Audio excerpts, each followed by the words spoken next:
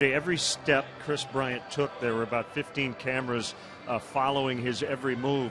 But I noticed today everybody kind of left him alone. So that stark contrast tells you a lot about the baseball season, doesn't it? Yeah, yesterday was a big event. Today's just another day at the ballpark, and hopefully Chris Bryant can settle in and start to produce like we expect him to. It's not going to be easy. Tyson Ross pitches for San Diego today. He's really, really tough. And Andrew Kashner goes tomorrow. But let's take a look back at Chris Bryant's day yesterday.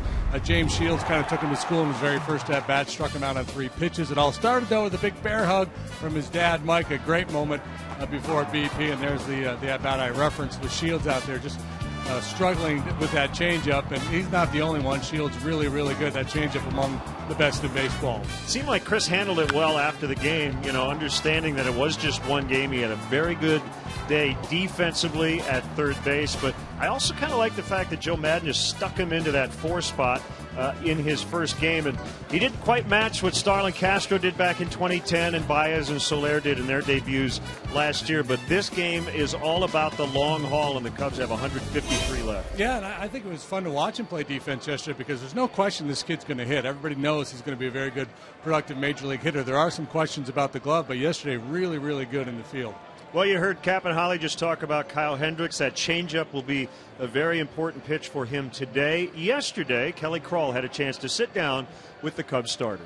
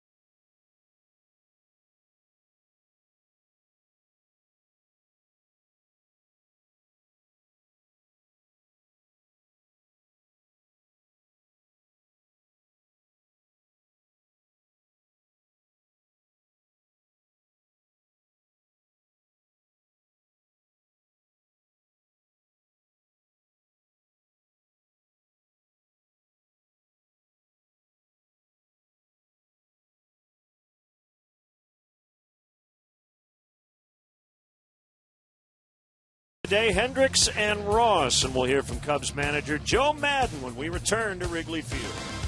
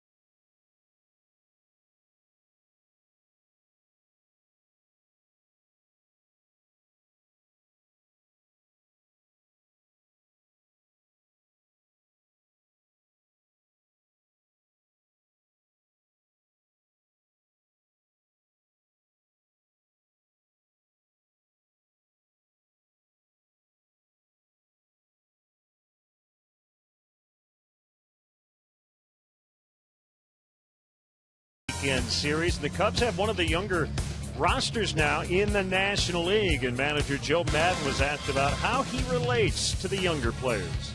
Well, I'm only like 35 or so, so it's kind of like I feel like I'm on the same wavelength with a lot of these guys. I always felt, it's not, when you talk about as you get older, it's really not about the age difference. It's about remaining contemporary. Jimmy Reese was a coach for the Angels. Was Babe Ruth's roommate at one time. And when I was with the Angels, Jimmy was probably the most popular coach there because he remained contemporary. You could talk to him about anything, and his humor was good. So I think sometimes with the people don't understand about when you talk about generation gaps or whatever, or age gaps, it's probably incumbent upon the older person to remain contemporary in the sense to understand what's going on with the younger person. So it's pretty easy for me. I got 5 grandchildren and 2 kids, and plus I really haven't matured yet. So I kind of like these conversations, and especially with a guy like him because he's so bright. And quite frankly, we haven't had a lot of conversation because he's one of those guys you don't have to really mess with a whole lot. You have a lot of highly accomplished young players on this team.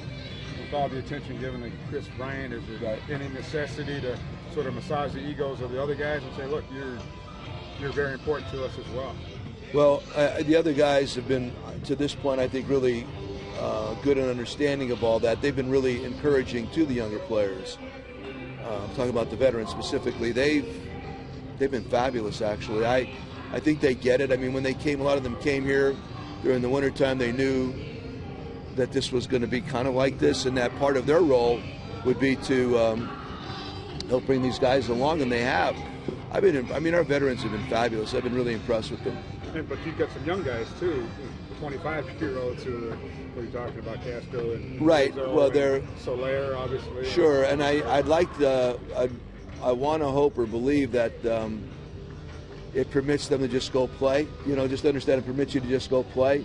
You're being deflected in a sense by a younger player, when normally that's going to be by an older player. So to this point, though, I've not noticed anything but good. So we're set. It's the Cubs hosting the San Diego Padres. We'll have Game 2 of this series coming up on Comcast Sportsnet.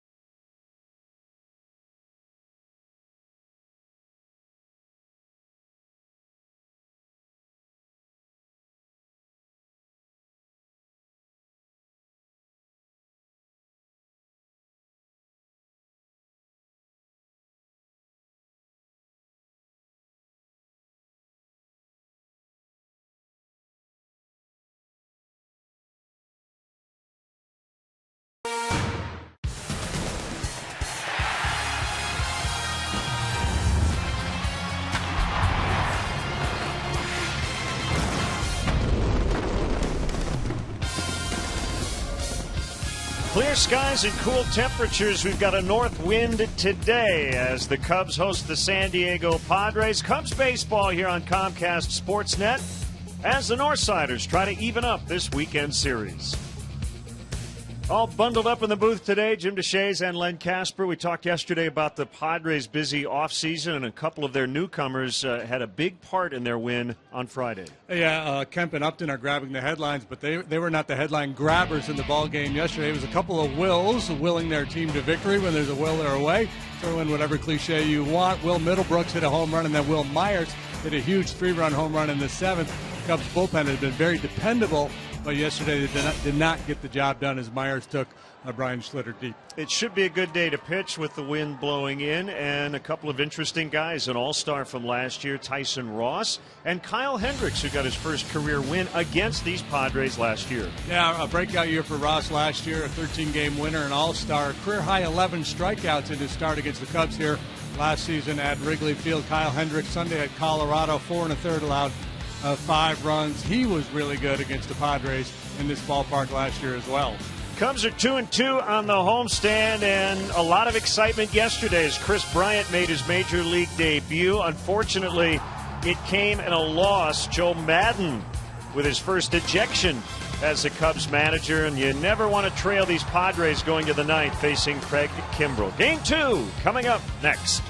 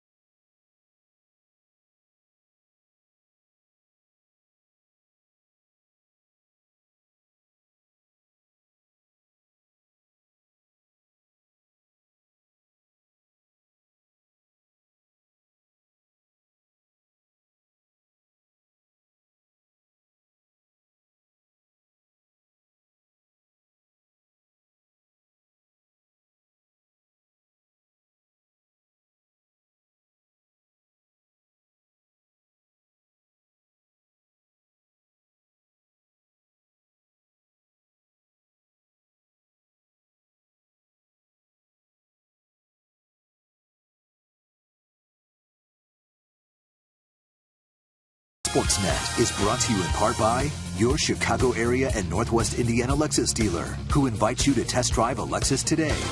Blue Cross and Blue Shield of Illinois, through it all. AT&T Uverse. Find out what's possible with AT&T. Call 1-800-PIG-ATT, mobilizing your world. Ford. Check out America's freshest lineup at your local Ford store or at localfordstores.com.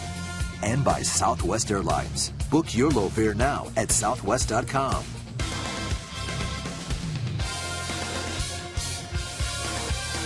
The famous corner of Clark and Addison here in Chicago. Blue sky is generally above, and the sun is out, but it has cooled off considerably.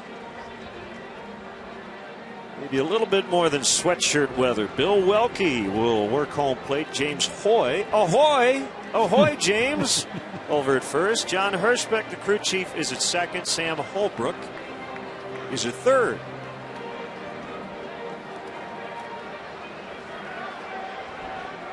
Well, Joe Maddon was quick to add, look, it was not a good pitch. We got to execute a pitch as Brian Schlitter gave up the game-winning home run. But I think what really stung is the Cubs felt like Jason Hamill and Brian Schlitter both made good pitches to possibly end those key at-bats before the home runs. Yeah, that one, the one Schlitter just threw clearly on the plate, down around the bottom of the knees.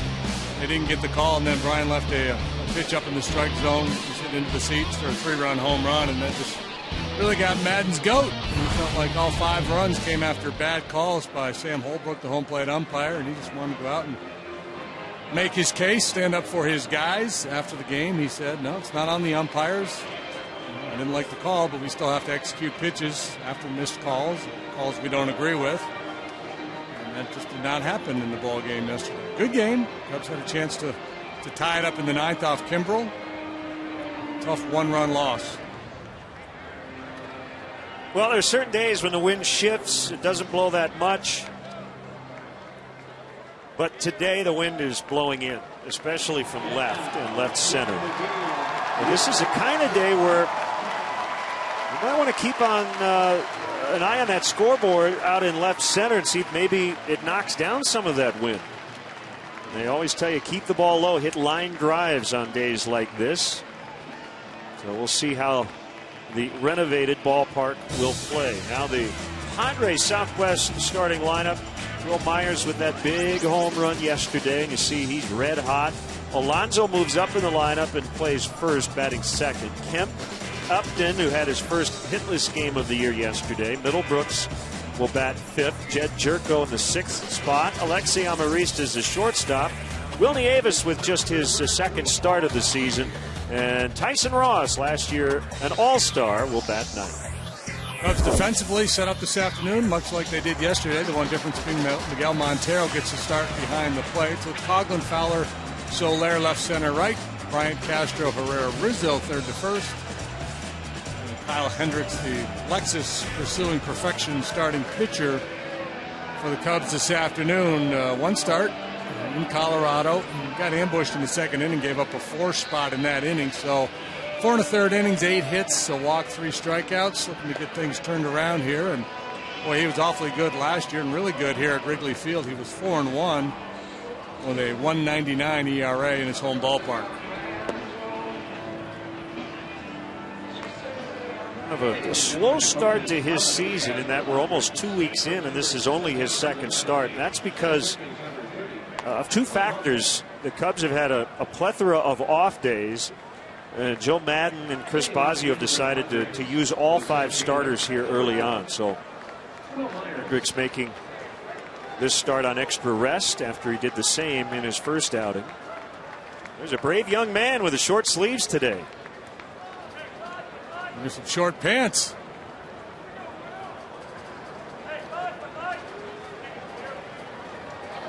So here we go. Will Myers against Kyle Hendricks. Hendricks pitched a dandy against the Padres last year. In just his second start, 7 shutout innings of work. But give you a sense of how much turnover there's been with the Padres. There's only a couple of guys still on this Padre team, position players that were on that team last year. Fastball at 90 to get us started, and it is a strike. Myers 3 hits, including the game-winning 3-run homer yesterday. Playing center field for the Padres. He started his career as a catcher in the Royals chain. Strike 2. You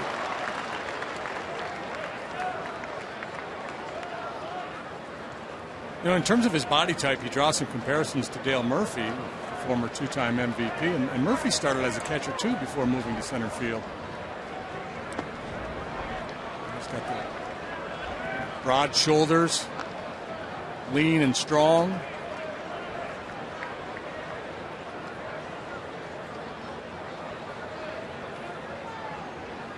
.43 degrees and the north wind pretty strong at 19 miles an hour. 2 balls, 2 strikes.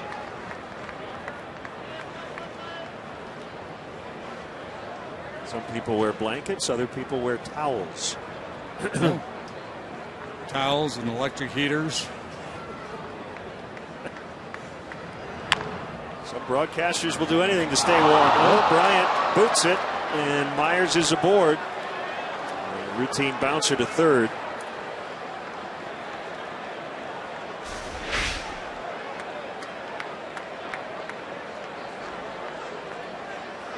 That's one of the issues with Bryant. He's so tall. A little longer to go to get some of those ground balls that stay down. He's got to work harder than many to get low. Mr. Dave, really, really good. Bring up Yonder Alonso. 0 for 2 yesterday, but he did walk twice. Scored a run from the 5th spot, moved up to hit 2nd today. Slide step in the pitch, and that's past Bryant, who was playing off the line. Myers makes a turn. Here's the throw there by Coughlin, and Myers out by a mile. An overly aggressive Will Myers runs into an out. And Alonso not fast enough to get into scoring position himself, so double play in order. Myers makes a cardinal mistake. First out at third base. He plays right in front of him, too. Can't pin that one on the third base coach. You know, Chris Bryant saying thank you very much. Nice throw by Coughlin. That's one of those plays for a left fielder. You don't want to think about it as it's happening, but it's just don't make a bad throw, right? You don't need a great throw. Right, it's not not a long mess it throw. up. Yep.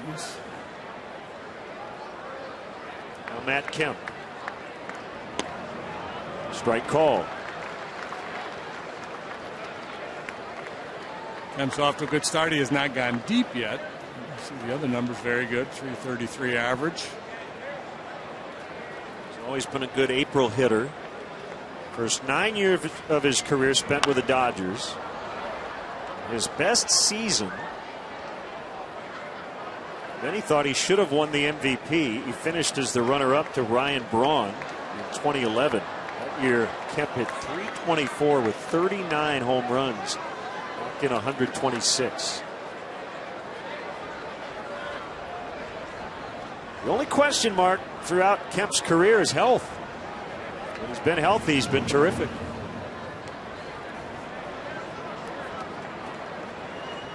Really good in the second half of last year. Hit 17 home runs after the All-Star game, most in the National League. 9 of those in September. That ball driven a ton, deep to left, and gone. Into the new concrete, and it's 2-0. And as we said, the wind is blowing in from the north, but that ball wasn't hit that high. And had the wind not been blowing in, that ball would have ended up on the street. So indeed, he does get his first home run here of the year, and this Kyle Hendricks catching way too much of the plate. Now you can get in on Kemp. He's long, very strong. You can get in on his hands, but middle in over the plate, he's very dangerous. With your Ford home run replay and an early 2-0 lead for the Pods. So the Padres have scored all their runs on 3 home runs in this series.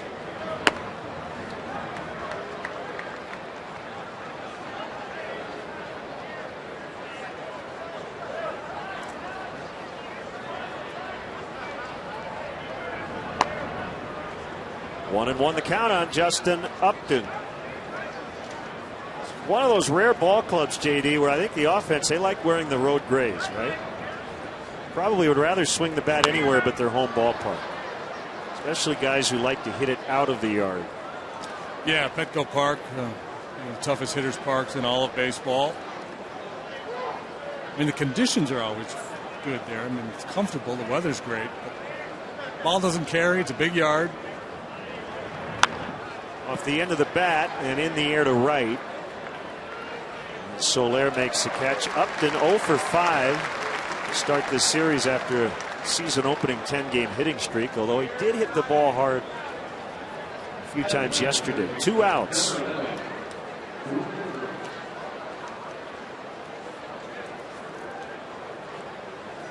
And it's Middlebrooks. He homered yesterday.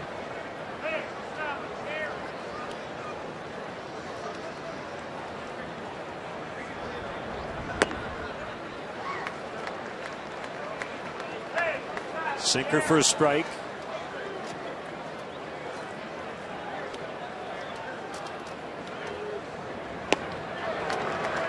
Curveball there from Hendricks. It's 2 and 4 seam fastballs. He'll cut it. It's an outstanding changeup. And you just saw the curveball. That can be an effective weapon for him as well.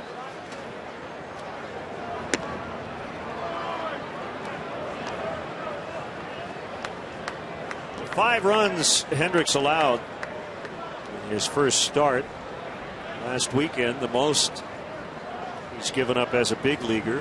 That's only 14 starts. This is number 15 today. 2-run homer, Matt Kemp, and the Cubs are coming up.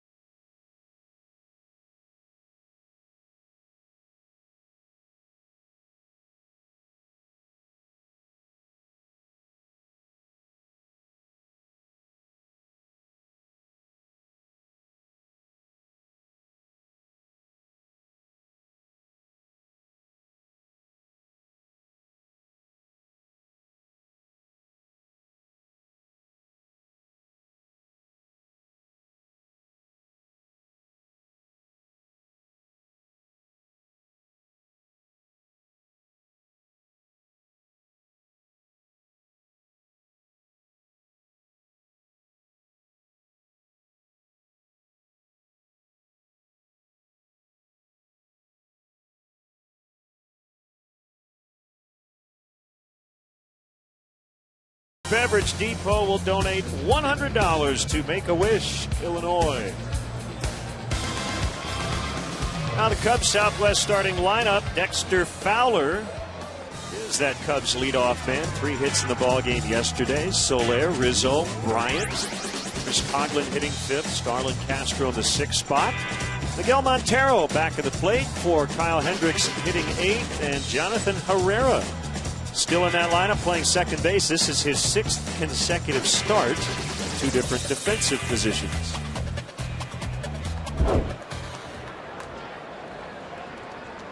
Tall, lanky Tyson Ross, a man with a nasty slider and a fastball for a strike to start the bottom of the first. Alexis pursuing perfection, starting pitcher for the Pods. Yeah, Tyson Ross, boy, up tall, very upright in his delivery. 2-seam fastball at 94 miles an hour and a wipeout slider. Gets a lot of swings and misses on his slider. Only 2 starts this year, 1-0 with a 375. He's taking no time between pitches. Nope. From Northern California, went to Cal Berkeley.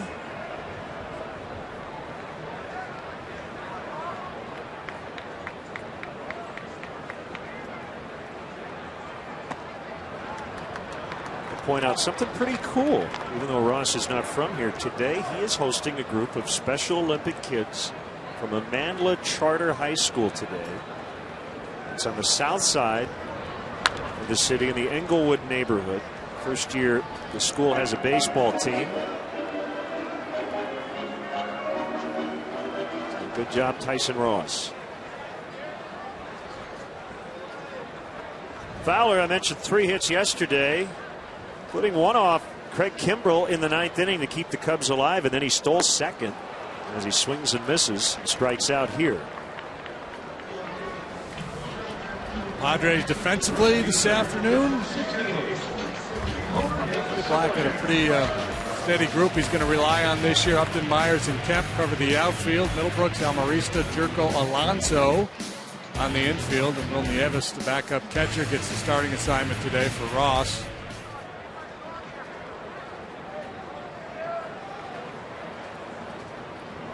Soler cuts and misses. Ross last year, 195 and 2/3 innings, 195 strikeouts. He allowed only 13 home runs. So he's got that good combination of swing and miss stuff. And when it gets put on play, a lot of times it's a ground ball.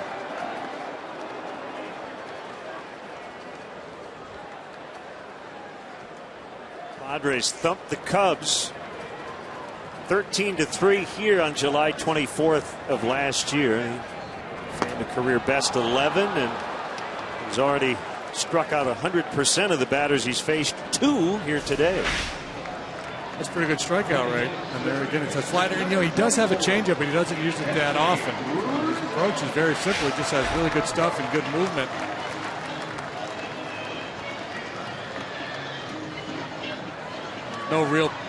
No advantage for left-handed hitters against him. League hit .230 against him. Righties .231, lefties .230.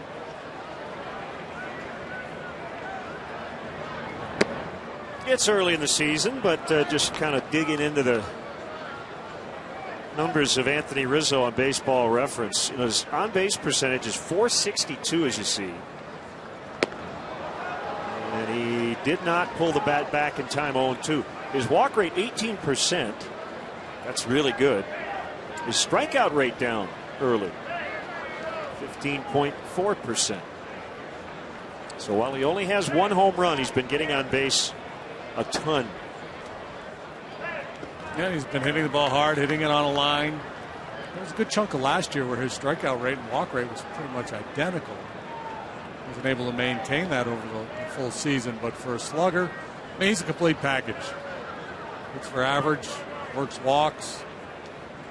The thing you really like about a player like Rizzo, and it's the Joey Votto thing, is that even when he's not hitting, he's still getting on base.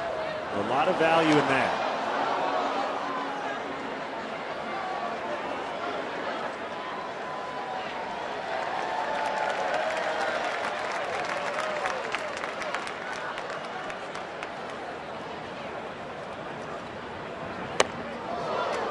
Watch out. Well, and especially now with Bryant joining the club, a guy who everybody expects to be a big run producer, an ability to get on base in front of him becomes even more important. Or more valuable, I guess I should say. Right. Shout. Going to add, Rizzo really crowds the plate, as we know, and he's been hit by a bunch of pitches. He's not intimidated, is he? He hasn't backed one millimeter off the plate. He shows disdain from time to time when they hit him. But yeah, they haven't pushed him off the plate.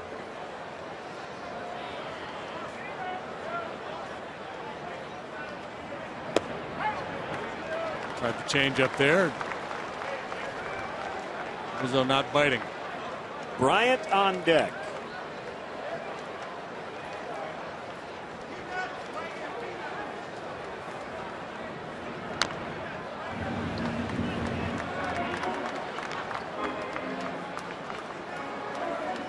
Kemp with a 2-run homer in the top of this first inning.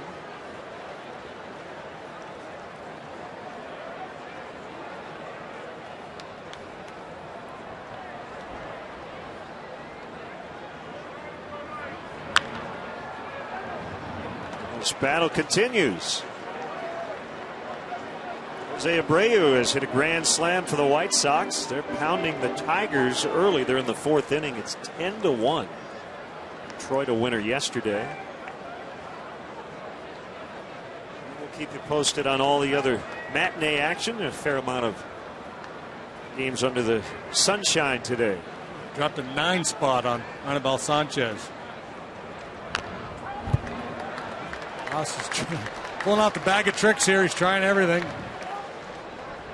That's a 95-mile-an-hour sinker. Rizzo able to get a piece and stay alive. So that's number 9. 10th pitch. That is number 10. Here comes the 11th pitch of this at bat.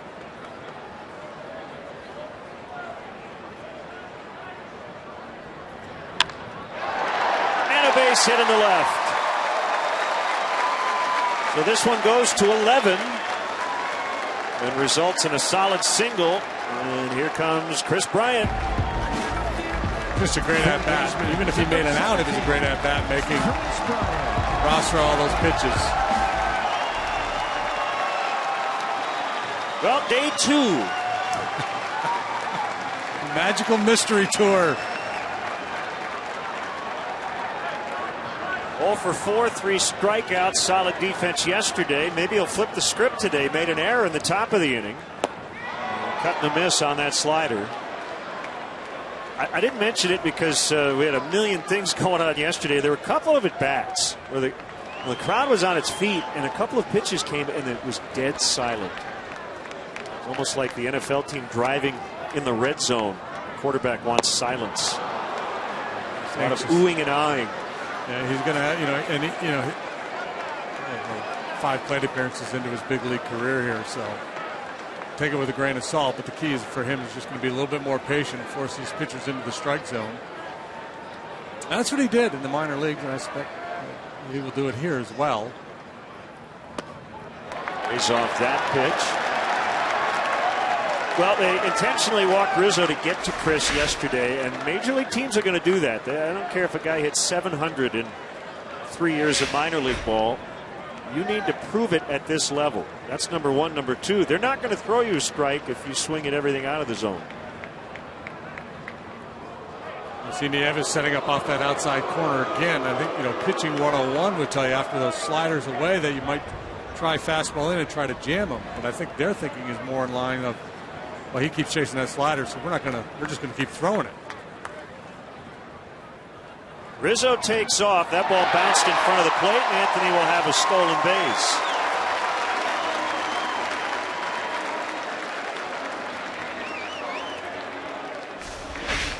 .31 steals, 10 caught with Ross on the mound last year. A heads-up play by Rizzo with Bryant behind in the count. Good time to gamble a little bit, and it pays off.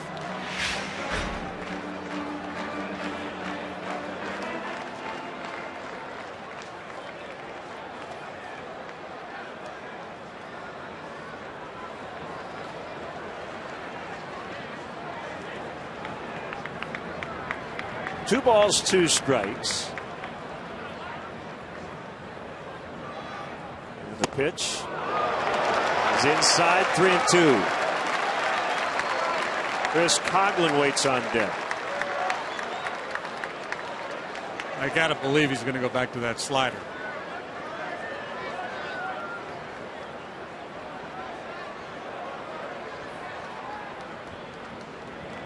And he does, and Bryant lays off. So he's on base for the first time, and one of the biggest ovations you'll ever hear for a first inning walk that doesn't score a run.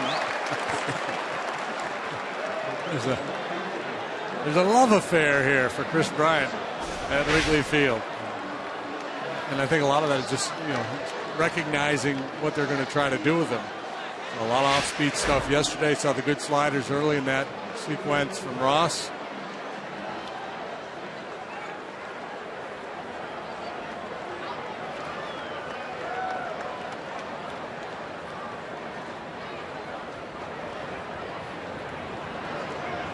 Two on for Chris Coghlan. Line drive. Caught by Will Myers as he tumbles and hangs on. Cubs strand a couple, and it's 2-0 Padres after an inning.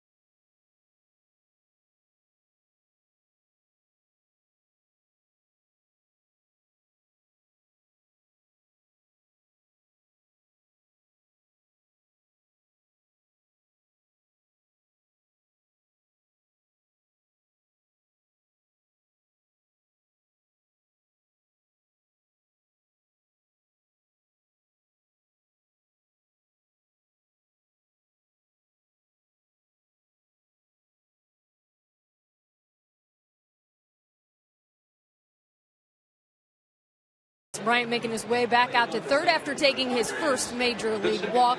And this day's been a lot different already. Just the routine of getting to the ballpark and, of course, actually getting some sleep. But having talked to both Starlin Castro and Mike Olt about the day after their debut, they said that's really what happens. He finally gets to take a breath, settle in, and let his game take over. It might take some time, but that's what it's all about. And Castro went on to say, for him, his debut being on the road in Cincinnati, it took a lot of weight off his shoulders not having to do that here in front of the home crowd. And guys, we're seeing Bryant everything expectations of this crowd already. Kelly, thank you. Jed Jerko wishing it was yesterday. That would have been a home run on any day but today, I think. Got under it a little bit. To hang with him, Jed, and have better timing. But you're right. See the difference. Kemp obviously pulled his ball and was on a lower trajectory. Cut through that wind. Jerko, high fly ball straight away center field.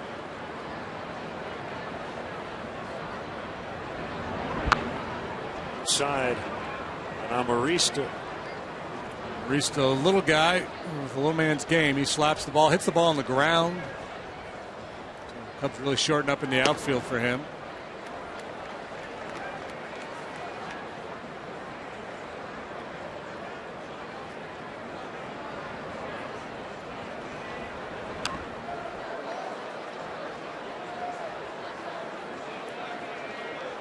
Ball and 2 strikes.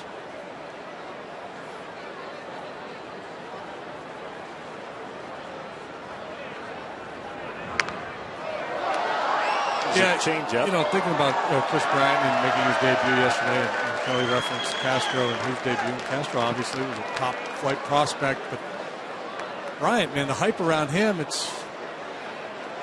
guess Bryce Harper would be the only comparable. Yep. Strike 3 called, number 2. I don't know, Mike Trout didn't have that kind of buzz around him, did he? Strasburg. Yeah, Strasburg, yep. That was pretty big. Yeah. I think just with technology and Twitter, and you mentioned, all the scouting services, and we just know so much more about minor league prospects now than ever before. That it's really hard to compare. When Strasburg made his debut with the Nats, it was referred to as a Strasmus. And this was a Christmas with a K, yeah. Right? Somebody said the time he was in the minor leagues were the 12 days of Christmas with an MISS. Will Nieves signed with the Padres way back in 1995. Tim Fedorovich, who would have probably been the backup to start the year, is on the DL after knee surgery. So Nieves back with the Pods, getting his second start. Eric Norris has had a lion's share of the time back there, including yesterday. Swing and a miss, strike 3. A good second after a rocky first for Kyle Hendricks.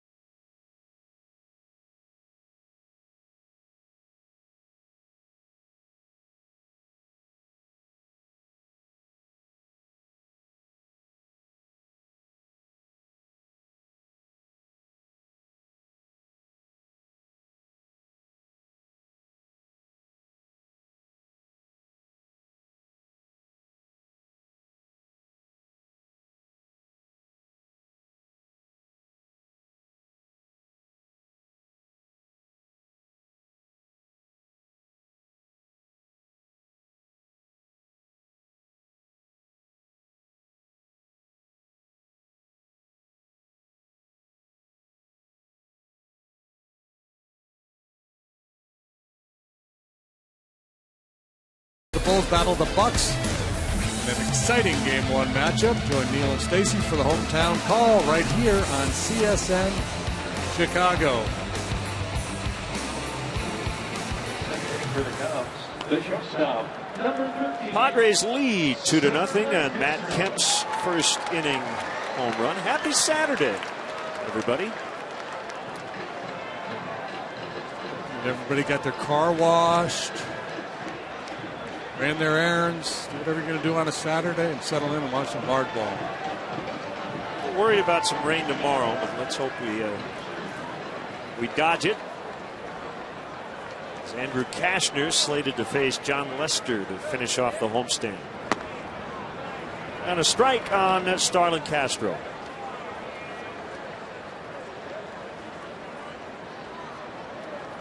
So going into this plate appearance, 3,218 trips to the plate, make it 3,219 for Castro, and a leadoff single here to start the bottom of the second. All but 5 of these at-bats in his major league career have come as a shortstop. He's had 5 pinch hit appearances.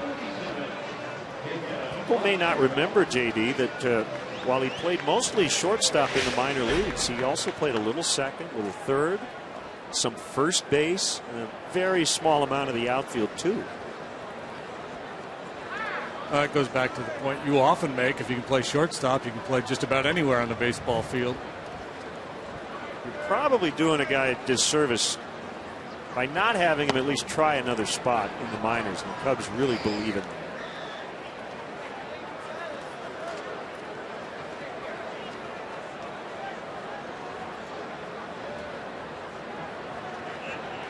If for no other reason than you find out a guy can't play a position, you know, single A or double A, and you go, hey, you know, you're a shortstop, try center field. Ooh, that didn't work out well. Okay, never mind.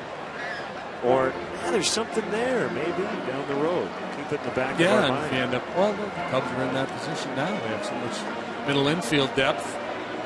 It's nice to have options to be able to move guys around. They've got Addison Russell playing some second base down at Iowa.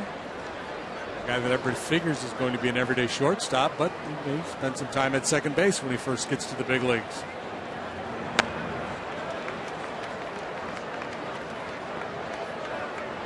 One and two on Montero. He's very familiar with his Padres club, even though they have made changes, and they're familiar with him. Former Arizona Diamondback. And he's had 18 at-bats against Tyson Ross. He's 4 out of 18. Check on Castro. He's back in safely. Everybody else in the Cubs lineup has seen him more than 5 times.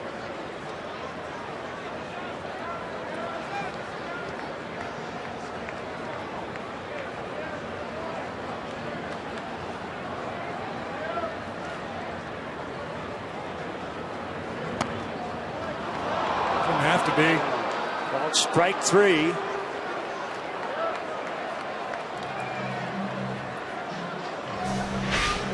I'm not saying it wasn't. I'm just saying it didn't have to be. Well, whenever you see a catcher reach that much, it's hard to get that call.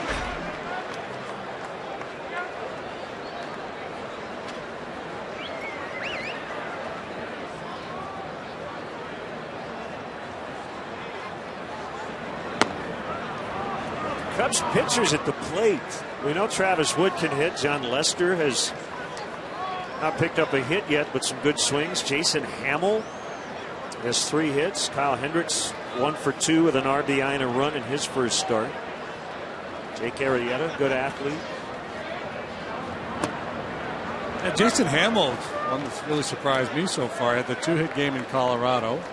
Doubled yesterday. Then his next at bat, he had another deep drive out towards left center. Chatting with him a little bit today, the pitcher's BP, and I said, you got to be careful. Do that too often, they're going to figure out they're going to start spinning the ball on you.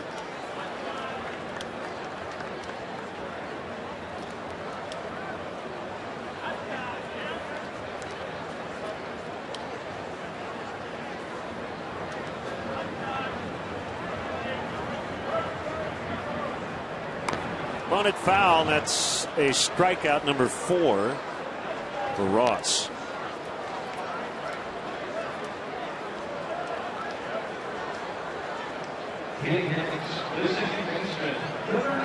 Hey, Cub fans, let's go. The Chicago Cubs look to make some noise this year here at beautiful Wrigley Field. One more tomorrow afternoon against these Padres. And tickets are still available at Cubs.com. Come on out. Great matchup, as we mentioned. Cashner and Lester.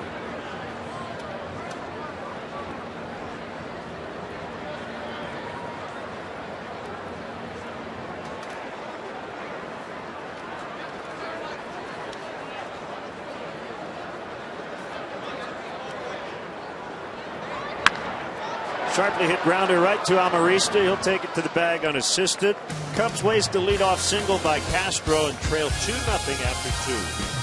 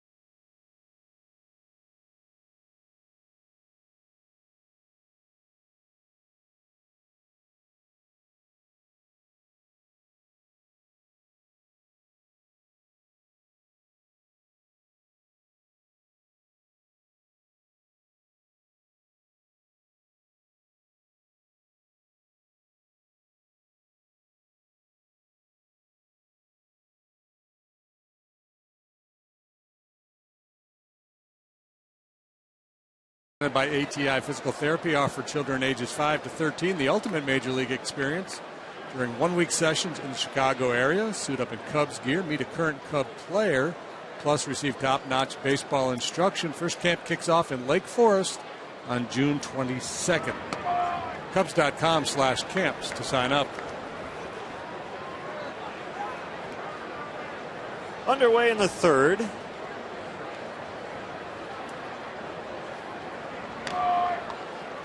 Pitch was, yeah, in a good spot to hit it, and Ross only able to foul it back. 9-1-2.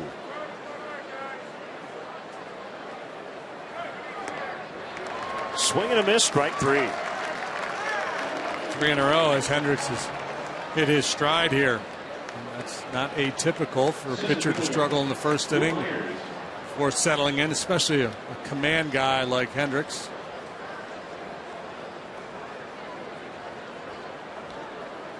Here's Myers. You play with Kevin Bass, not Randy Bass, right? Correct. Okay. Do you know the story about Randy Bass in Japan? I know he went to Japan, hit a bunch of home runs. Yes, he did. Yesterday marked the 30-year anniversary of a big day in Japan, and he was a part of it. He and 2 Hanshin Tigers went back-to-back against the Yomiuri Giants, April 17th, 1985. So Bass returned there yesterday. He's now 61 years old. And that was a season he was on pace to break the all-time single-season record in Japan. Sadaharu Oh at 55. Bass ended up hitting 54 the last game of the season. And I think O was the manager, right, of the Giants. All they did is intentionally walk him. Yeah, they weren't going to let him break O's record. O certainly wasn't going to let him break his record. No. Fly ball hit well to left. Coughlin going after it, and he's got it. If that ball gets by him, Myers probably has a triple. 2 outs in the inning. Based on the way he ran the bases in the first inning, he certainly would have tried for 3.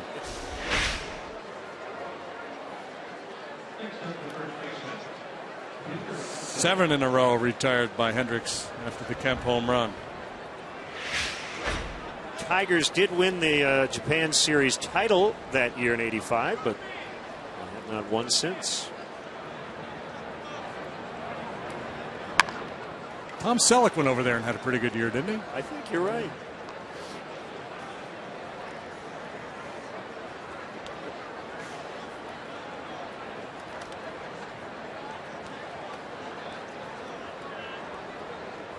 The 1 is up and in.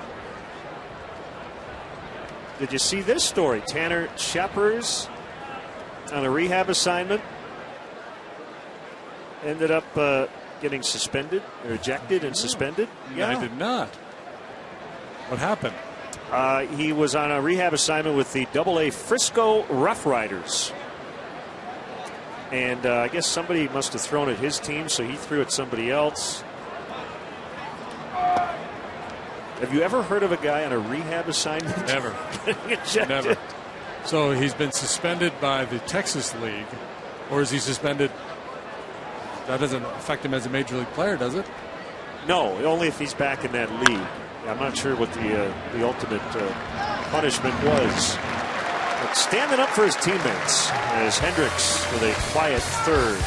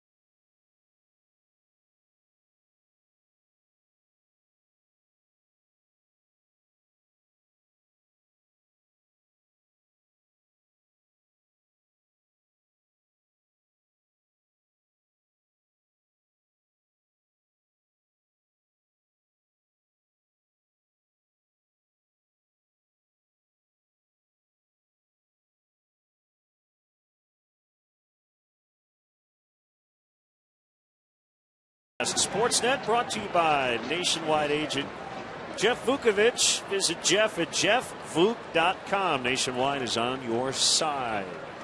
SNChicago.com with all your Cubs daily coverage. As Dexter Fowler takes a strike. Tyson Ross, 2 innings, 4 strikeouts, no runs.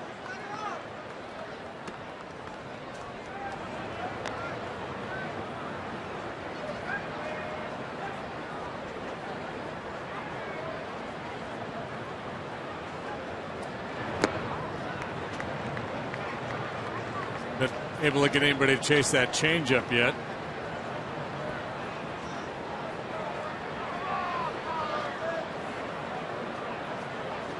Doesn't mean you stop throwing it, though. Just plant that seed in the hitter's mind. Let him know you've got that pitch.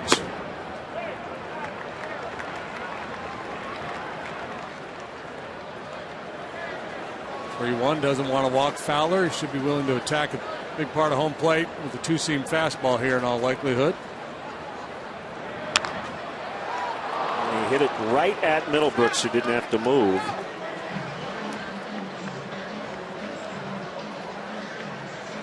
Yeah, Fowler's good down there too. A little that ball down and out away from him a little bit. He hits hard the other way. Unfortunately for him, Brooks perfectly positioned. Here's Soler with one away. I kind of know the answer, but I'm going to ask anyway. Do you remember ... Whenever I do that to you, the answer is usually no, I don't. Did we not talk about A-Rod during a spring training broadcast, and we kind of made general predictions on whether he would be any good this year? Do you recall saying, I don't know, and me saying I think he's going to be really good? I think I said he'll hit some home runs. Okay. And he'd have a hard time staying healthy. Okay, that's fair. But I don't. Yeah, I was non-committal. Okay. On I wasn't committal, but I feel like I said I thought he would have a good. Well, he's off to a great start. Yeah. He had 2 homers yesterday. He's got 4 in 10 games, and he's hitting .344. Question is, will that continue? So he's going to pass Willie Mays sooner than later. He's only a couple of homers behind him now. 658. Cut and a miss, 2-2. Can't really see Soler's eyes there with the Bazooka Joe thing he's got going on. But if I could, they would be mystified because that was a 96-mile-an-hour sinker that dropped off the table like a split finger pitch. There's a lot of movement on Ross's pitches.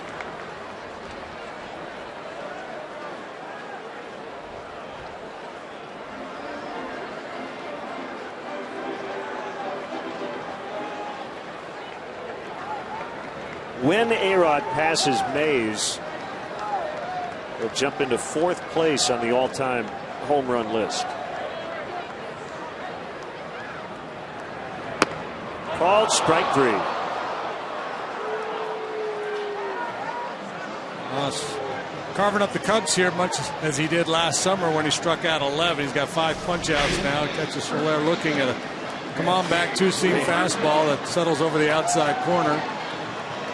I understand why Soler wouldn't offer it that. Borderline pitch, but a great pitcher's pitch. There is a point where you throw too hard, you can't have that much movement on your 2-seam fastball because it doesn't have enough time to change lanes like that. Good change going on, doesn't he? And a changeup that nobody had offered at. He tried on first offering there to Rizzo. Got him to chase. And now the challenge, I think one of the things the Cubs hitters are going to have to do is maybe step out a little bit on him. I know they're trying to speed the game up, and that's not allowed. But try to do something to disrupt his tempo.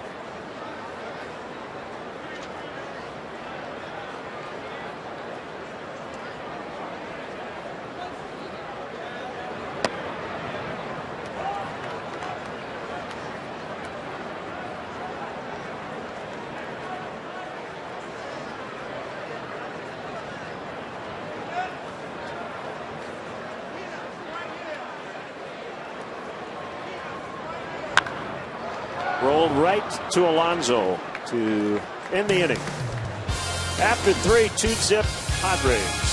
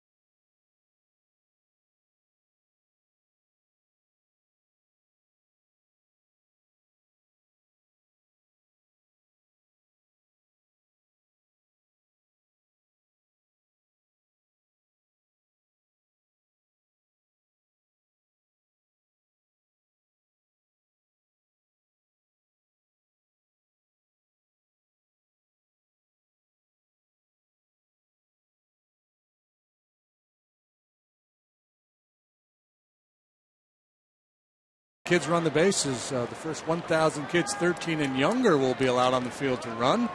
For more information, visit Cubs.com/Sundays. The man who hit the 2-run homer in the first inning, Matt Kemp.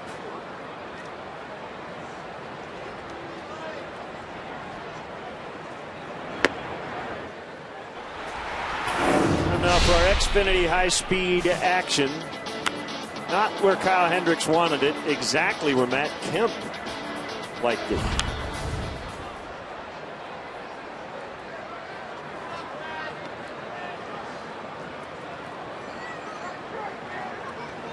Third batter of the ball game. The game started. Myers reaching out an error. And Alonso singled. Myers was thrown out at third by Chris Coughlin. Then the mistake to Kemp. But Kyle Hendricks has been Kyle Hendricks pretty much since then. Locked in with that fastball command. Not allowed a base runner since the home run.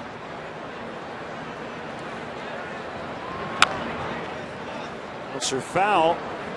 Cardinals lead the Reds 2-0 as they play the fourth inning in St. Louis. Jason Hayward is homered. It is Homer Bailey in his season debut off the DL against Carlos Martinez. Johnny Cueto took the loss last night. He's 0-2. So here's one thing to remember about these first 2 weeks of the season. All right. Joaquin Benoit is 3-0. Johnny Cueto and John Lester are a combined, what, 0-3? 0-4? Yeah, that sounds right. 0-3. That probably won't continue. No, and Cueto was really good his first couple of starts. 7 innings of 4-run baseball yesterday, struck out 10, walked 1. So, pretty good stuff for Cueto. Waka pitched for St. Louis yesterday. Skip to the shortstop. Castro throws out Kemp. 1 away.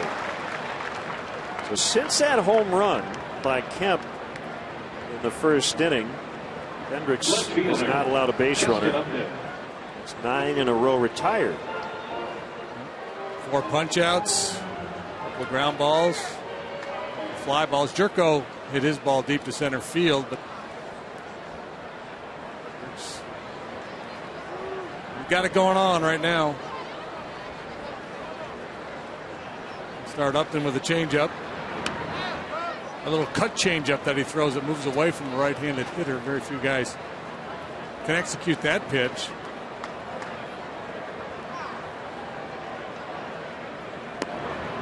There it is again.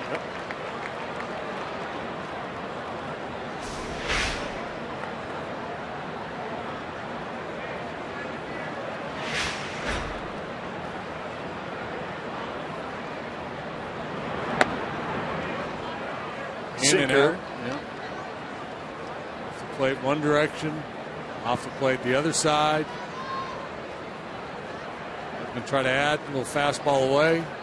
Oop, overthrew it, got away with it.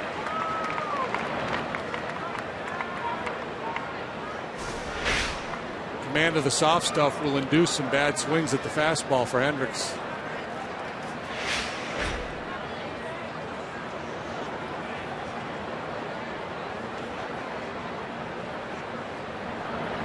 Oh, look out. As the bat fortunately hit the screen and did not helicopter into the crowd. So a very jagged, sharp, broken in. And it was just a great pitch, and he shook Montero off twice to get to that pitch. And that's a great example of a young pitcher knowing what he wants to do. Montero, veteran, he's got a game plan back there as well. But Hendricks felt like he had Upton set up to get in on him, and indeed he did. He broke his weapon.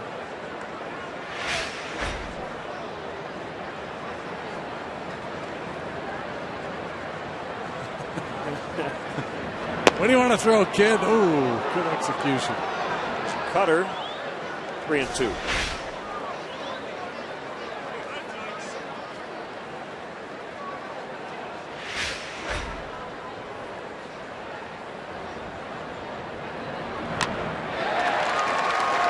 Foul tip, strike 3.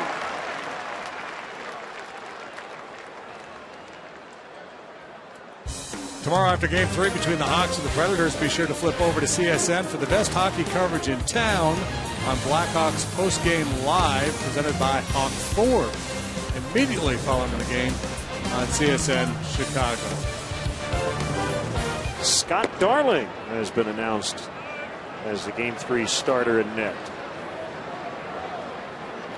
So good out of the pen in Game 1. Scott Darling, by the way, a huge Cub fan. He's got a Cub logo on his mask. Hendricks starting to settle in. He's trailing 2-0 in the fourth.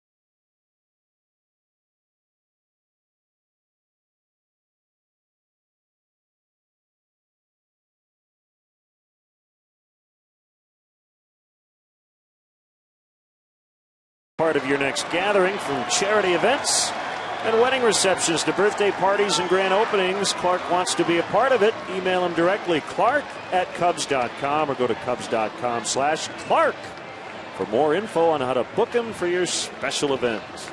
Baby's like, stop fussing with me. Trying to watch Bryant hit. From 0-2 to a walk. His first plate appearance. Bangs that one off the shin guard of the catcher, Nieves. 2-0 Padres, bottom of the fourth.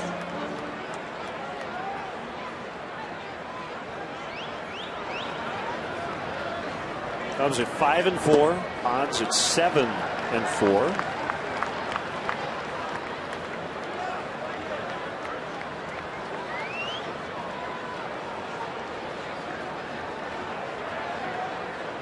Moss gets a sign from Nieves. The pitch, swing and a miss. Power slider at 88, 1-2.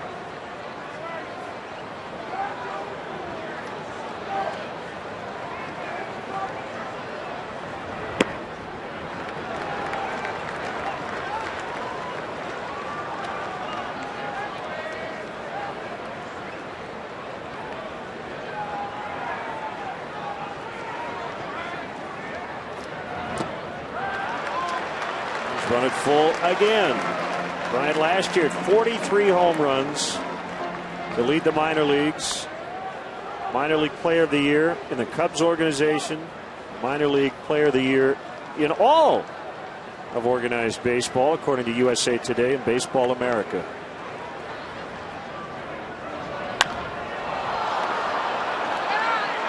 Wind is going to push that one into the upper deck. Behind that fastball, understandably, with the Ross slider to contend with.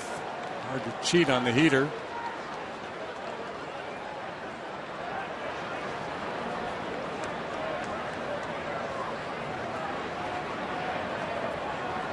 The pitch. Ball four, just off the inside corner. So 2 walks for Tyson Ross today, both against Bryant.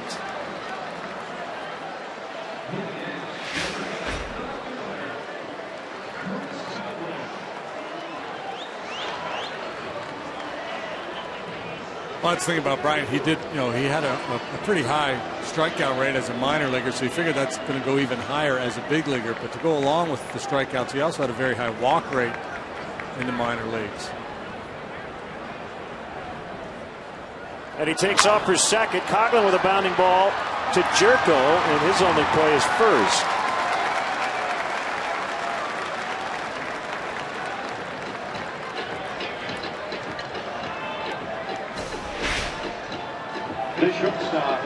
So Madden, he likes the hit and run play. He likes to start base runners, especially when you got a guy like Ross on the mound who does get a lot of ground balls.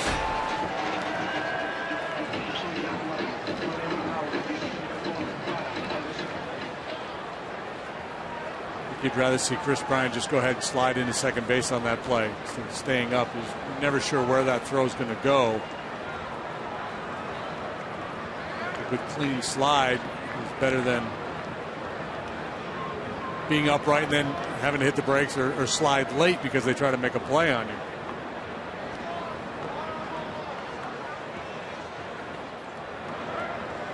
A couple of chances here to knock him in. And ball one on Castro. Singled into center to lead off the second. That's the other part of Bryant's game, and we'll see how it plays out at the big league level, but he can steal the occasional base in the minor leagues. He's a very good athlete. Well, 15 bases last year between AA and AAA.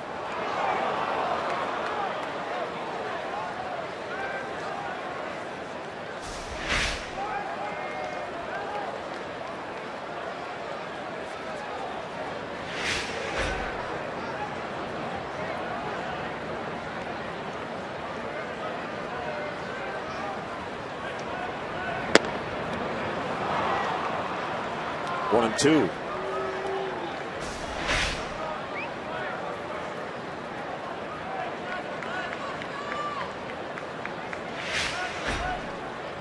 This turns 28 in 4 days. 6'5", 230. Originally drafted by the A's. Second round pick, and he didn't really distinguish himself. You look at his minor league numbers, they don't really jump out at you. 2012 with Oakland, he was 2-11 with a 6.5 ERA. That winter, he was traded to San Diego. Clearly figured something out. Castro chases, and he's out.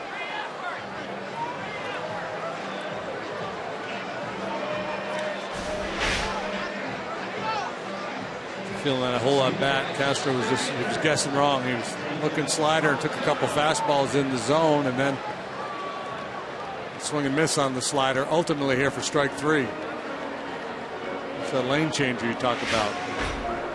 Starts on the outside corner and then dips out of the zone. So they'll intentionally walk Montero with Hendricks on deck.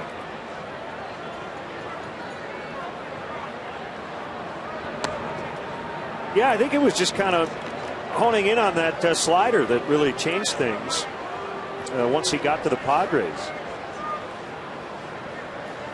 Made a commitment to the two-seam fastball, too. And Darren Balsley, the pitching coach for the Padres, has a really good reputation. He was traded along with A.J. Kirby Jones for left-handed pitcher Andrew Werner and infielder Andy Perino.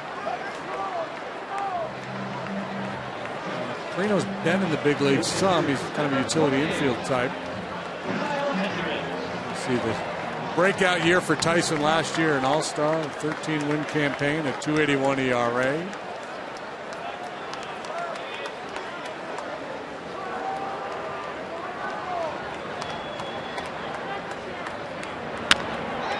Hendricks hits a bouncer to short, and the throw goes to second. They force Montero, and that will end the inning. Still 2-zip, Padres.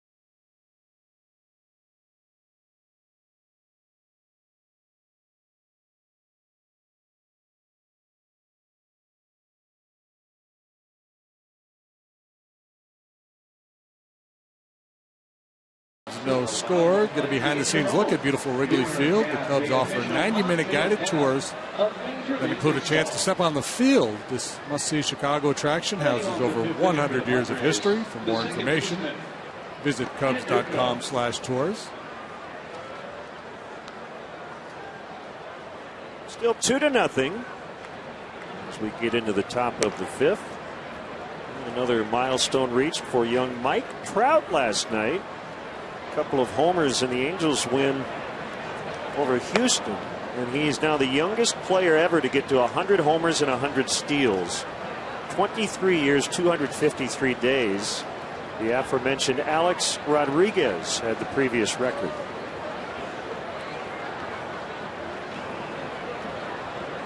Yeah, well, there's nothing he can't do on a baseball field. Yep. Mr. Trout. Speed, power, tremendous defender. I'm trying to think of guys we would have identified at age 22, maybe even 21, who would have said, that's a Hall of Famer, barring some catastrophic injury. Well, he's a Hall of Famer. Yeah. Right? He just keeps playing. Yeah. I guess maybe Ken Griffey Jr. Barry Bonds. A-Rod. Even though Bonds obviously isn't in yet. Well, did we say that about Dwight Gooden? Even though he's not a Hall of Famer. Yeah, well, I think, because pitching is so hard to predict the health part of it. Yeah. It certainly had Hall of Fame pedigree. Young Dwight Gooden. Unbelievable.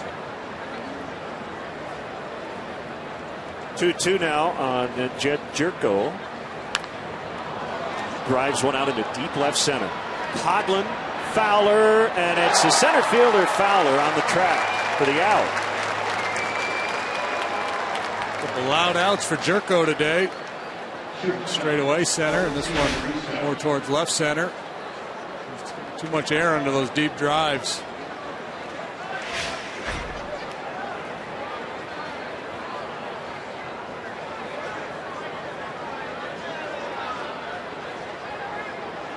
Another surefire Hall of Famer celebrating his 32nd birthday today, Miguel Cabrera.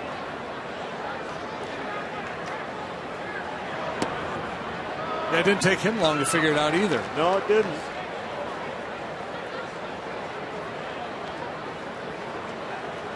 Much of a celebration for him today, as we mentioned, his team getting blown out right now by the White Sox. I don't know how old he was when he first came to the big leagues. Cesar Cedeno was a guy that had that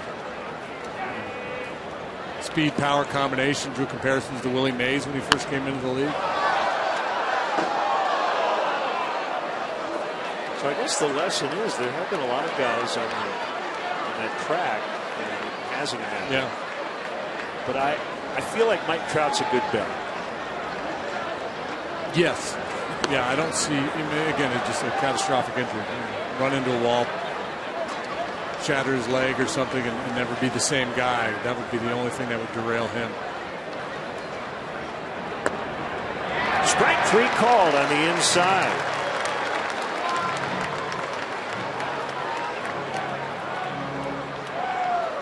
Sudden Hendricks cruising here. The professor slicing and dicing this Padre lineup.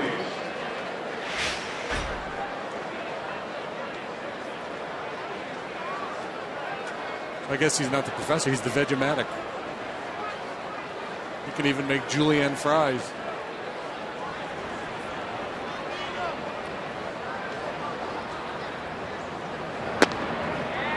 Every pitch with a purpose. Yep. When he misses, it's usually just barely.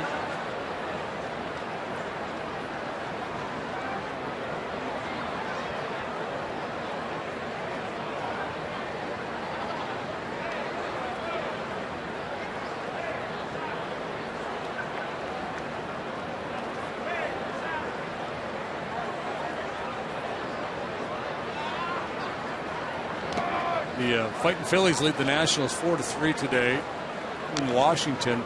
Ian Desmond has made his 8th error And, it's a rough start. 11th, 12th ball game. Max Scherzer got his first win as a National last night. He's trying to snap a 6-game skid. That is 4 straight 1, 2, 3 frames for Hendricks.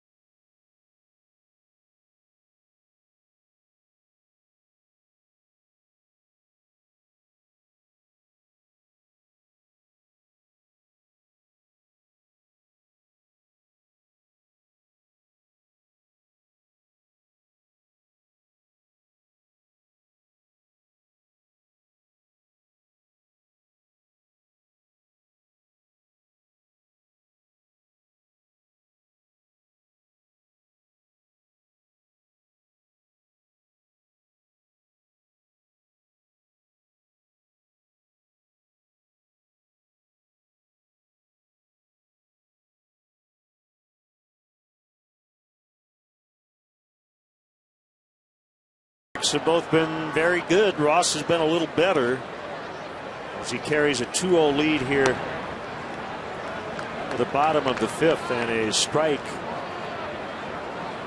Jonathan Herrera checking out the action on Clark and Addison. Roll toward right and past a diving Jerko. The second leadoff hitter in the 9 spot. Herrera with a leadoff hit.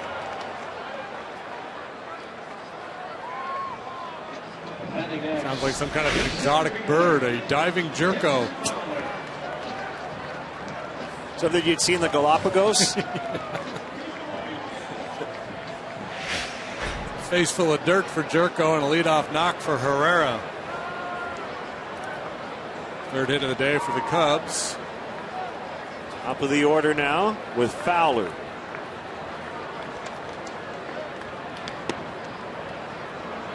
Side for ball 1.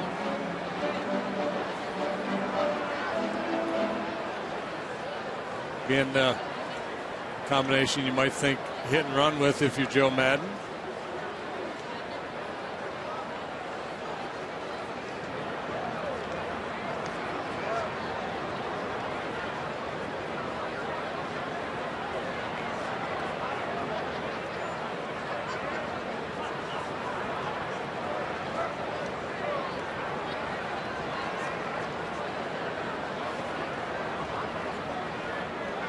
There he goes.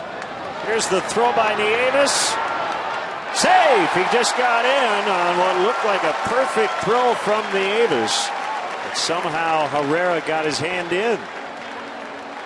John Hirschbeck, the second base umpire. And Bud Black now out of the dugout buying a little time. He wants to take a look at it. Yeah, the tag was tagged him.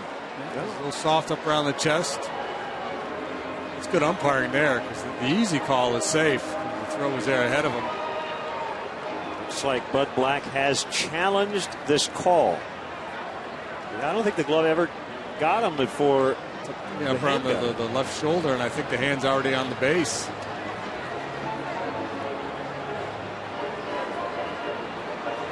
So the Cubs made a challenge in the middle of the game yesterday, just for some clarification.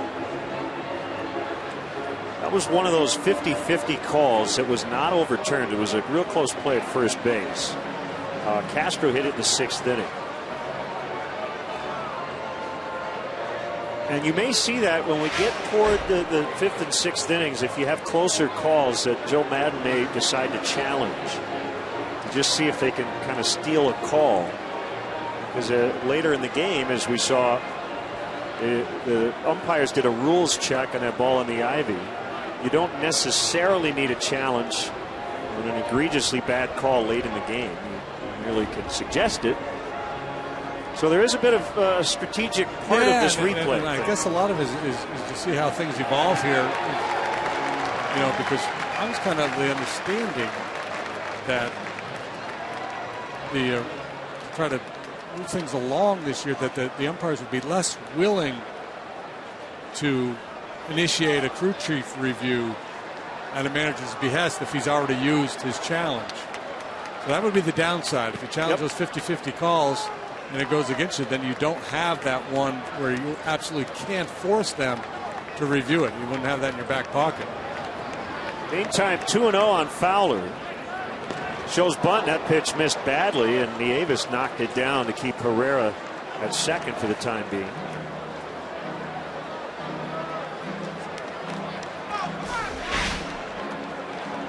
Let's go between his legs. Nope. That back leg out of the way, and a nice stop by Nieves.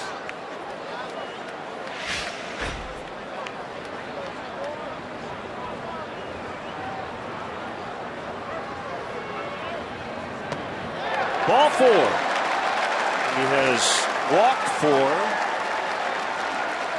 including an intentional free pass in the last inning. Here's Soler, 2 on, nobody out. Best chance by far for the Cubs offense today. Now, last best chance came with 2 outs in the first inning with a couple of men on board. Chris Coghlan hit a sinking line drive to center field. Will Myers made a heck of a play on it. Since then, the Cubs really haven't had a whole lot going on.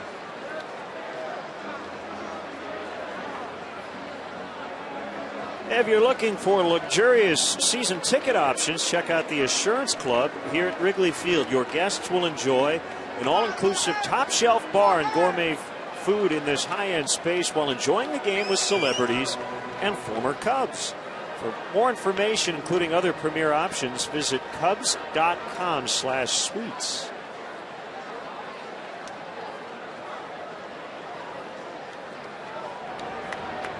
Speed on the bases. Herrera at second, Fowler at first. Soler has struck out twice. The pitch. Soler obviously not seeing the ball well on the hand of Ross here this afternoon, but this is just a nasty slider. Soler strikeout victim, looking last time at a fastball right on the outside corner. This has really made great pitches to Soler.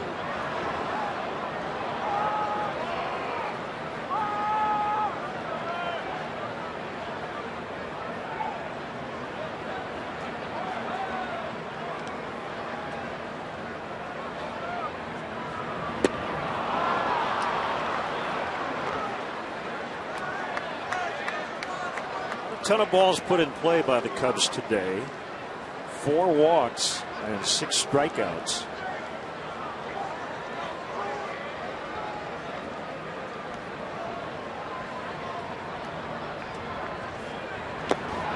And Soler fans for the 3rd time. 7 punch outs for Ross. He didn't ever get off the sliders. 3 consecutive sliders down and away.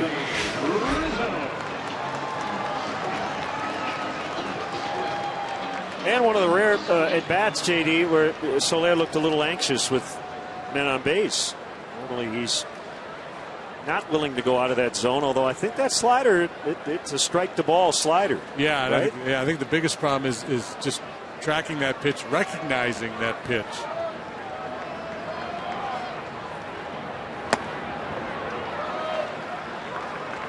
So 1 for 2 with a stolen base. They just talk about seeing a little red dot when they see a slider. I don't think Soler seeing any dot from Tyson Ross here on that slide ball today.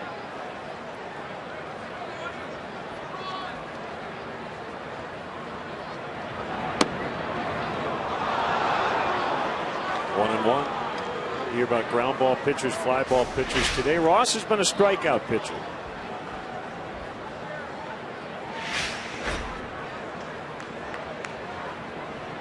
Missed the bat guy. He's got the back knee guy right there.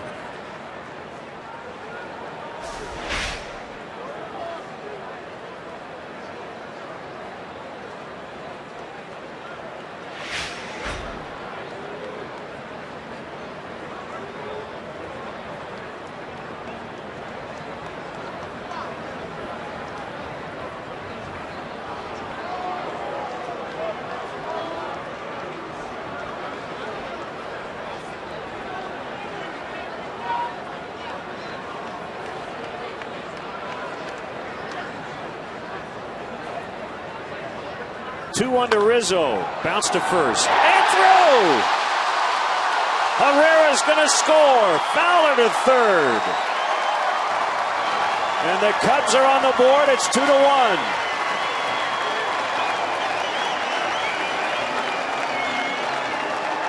Padres may ultimately have some issues with the right side of their infield defensively. Jerko and Alonso struggles down there, and this time he looks like he's positioning himself to make a throw to second base. Priority one is catch the ball. He fails to do it. And the Cubs take advantage. Herrera scores. Fowler to third, just one out. A huge error by Alonso.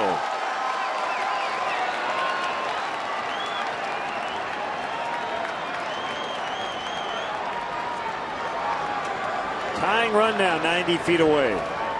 Rizzo being held by Alonso. Bryant takes ball one. Yeah, see, here we go. Bryant willingness to be a little patient here today and work 2 walks. That changes the equation a little bit for Ross and Nieves. They may feel like they have to attack here, and Bryant may get something he can handle.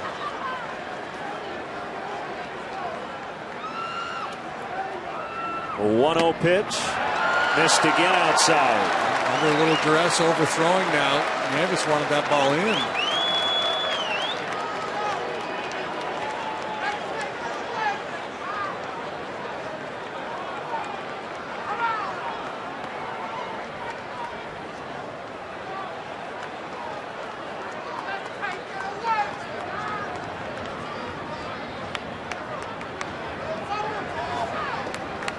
Hitters count for Bryant. 2-1.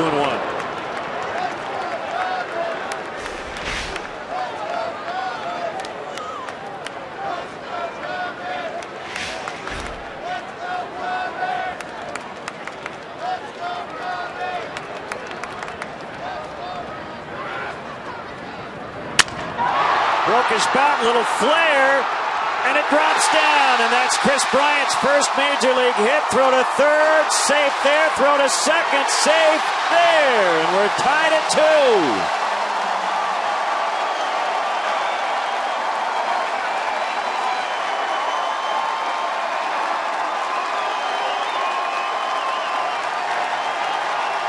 Well, the storybook script would say first big league hit, a long ball for Chris Bryant, but this will do. Oh, broken bat off the end of the bat, flare into shallow center. Gets the job done. First hit and RBI, and a nice piece of base running behind Rizzo to get to second, take away that double play chance. So the infield will come in for the Padres against Coughlin. 2 walks and an RBI single for Bryant. After a rough day at the plate in his debut. Ross goes back to the wind. And ball 1 on Coughlin.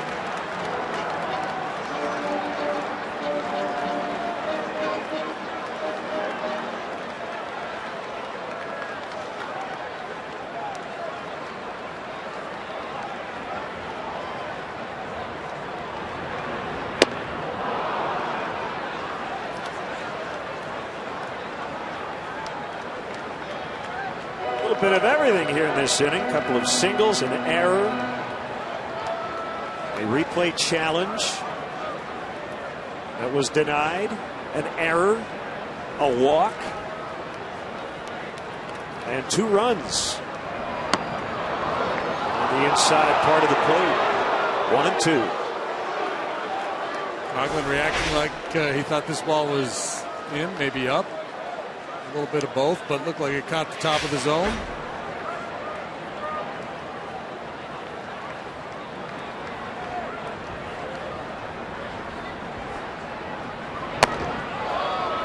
Right-hander Brandon Mowers up in the Padres bullpen.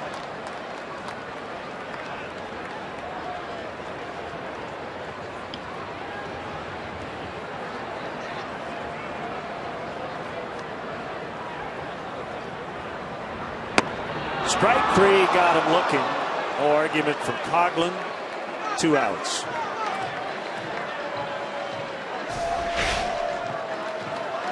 Situation where you really need contact. The middle infielders were back, so a ground ball would have gotten one home. Frozen by the inside corner fastball.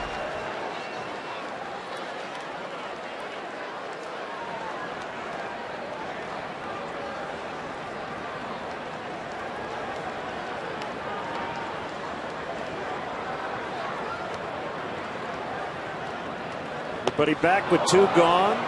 Cut and a miss by Castro on the slider at 89.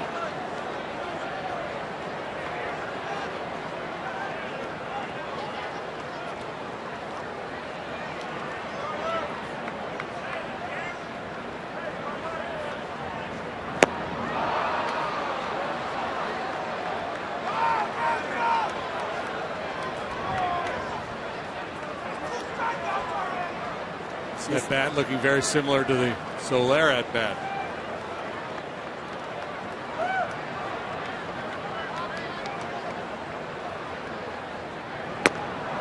You're thinking, man, this guy throws his slider a lot. You're right. 1,272 times last year. Nobody threw that pitch more often than Ross did last season, according to Baseball Prospectus. He kind of has a relief pitcher's repertoire. Yep. 2 seamers and sliders. Knocked down by Nieves. He's tried a couple of changeups today, 3 or 4 maybe.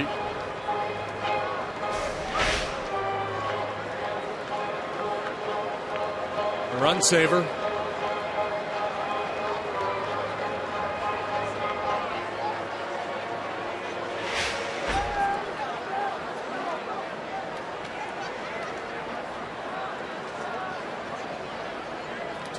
Two outs in a 2-2 ball game. Something really exciting is about to happen.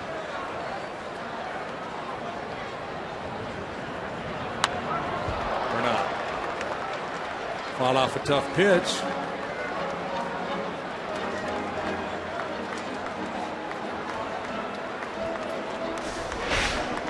This jammer. Well, that was a pitch in the dirt.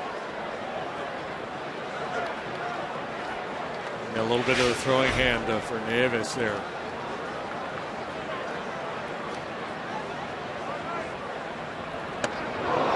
Doubled up with the fastball.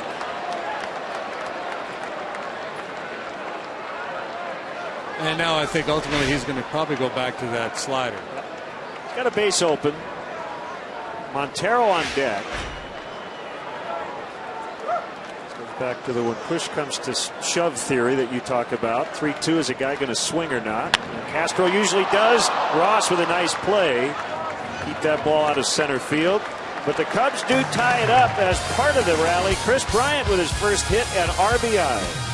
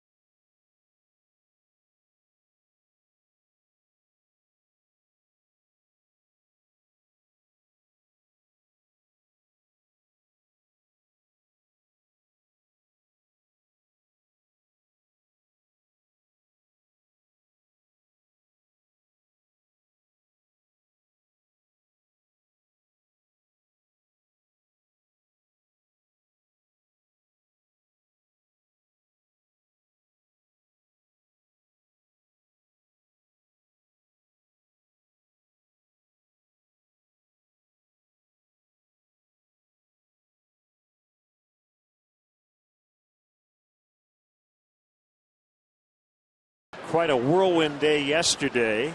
He made an error in the very first inning, but has had a nice day at the plate. 2 walks and an RBI single for his first career hit. It's Hendricks to Ross.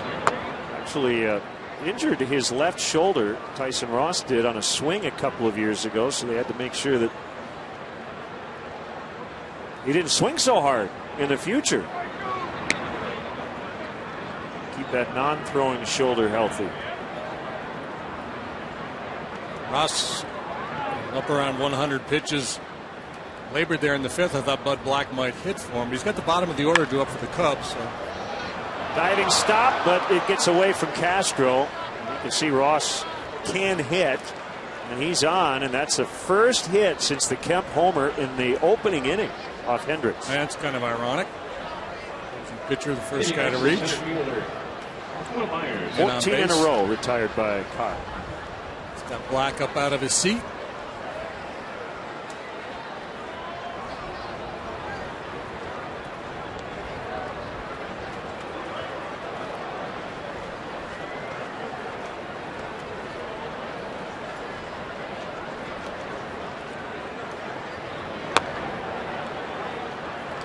Strike to Myers.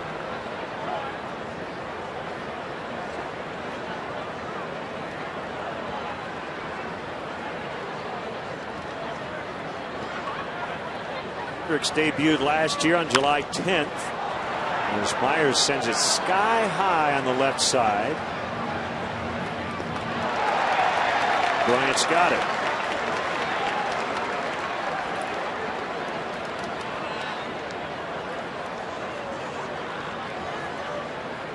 First baseman, Yonder Alonso.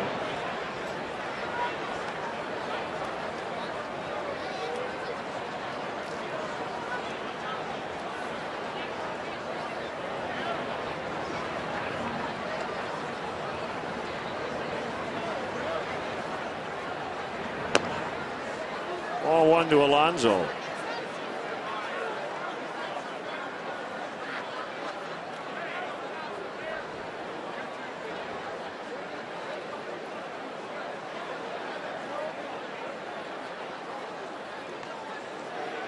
That's a strike.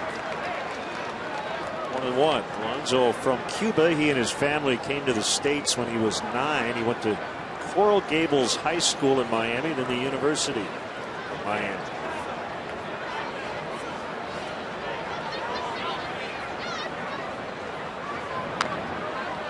I mentioned yesterday, Anthony Rizzo was the Padres' first baseman of the future until they acquired Alonso from the Reds, and then they traded Rizzo for Andrew Cashner in that deal with the Cubs. Cashner will pitch here tomorrow, weather permitting. Swing and a miss, strike 3.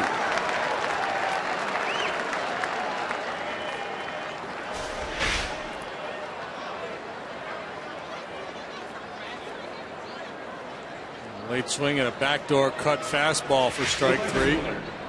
I guess today's pitching matchup, JD, has been a bit about like the tortoise and the hare, right?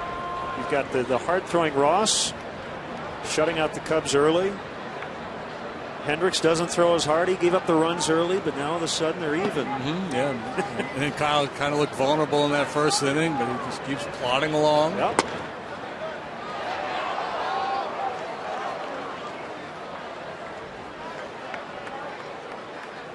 I've been watching Ross. You know, you mentioned what a good athlete he is and a good hitter. He's taking his lead. He's got the front arm kind of swinging a little bit. Ricky Henderson thing going. Like he's.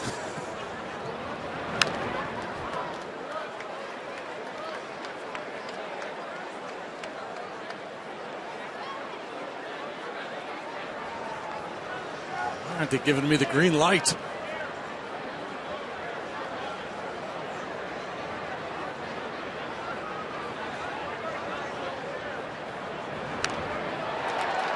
Stays alive. Still 0-2.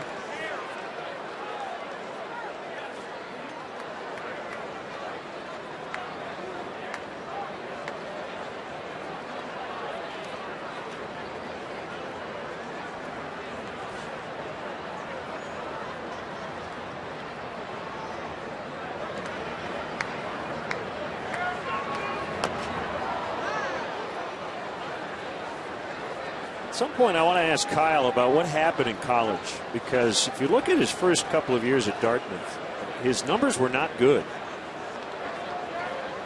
A fairly small sample size, but his freshman year he had a 4.84 ERA in the Ivy League, 7.49 as a sophomore, and then he kind of turned around as a junior when he was 21 years old. Swing and a miss, strike 3, and he just keeps getting better and better as he gets older.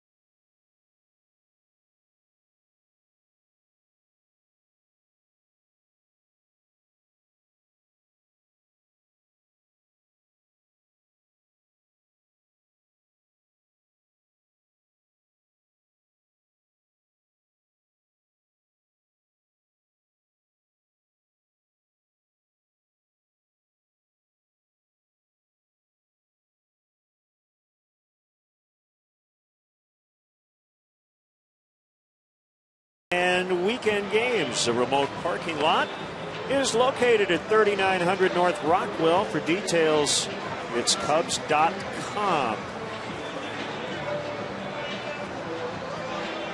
Chilly day, sun is shining though, and we're in a 2-2 tie. And Steve Rainbow Trout, former Cubs pitcher, the lefty, will join us in the 7th and conduct our 7th inning stretch.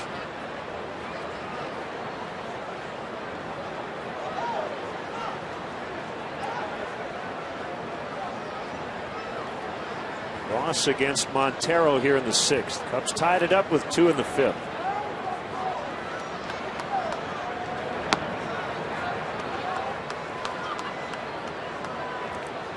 Denorfia has stepped out on deck to hit for Kyle Hendricks.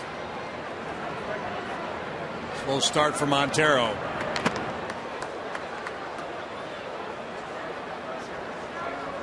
Will be Denorfia's Cub debut against one of his former teams.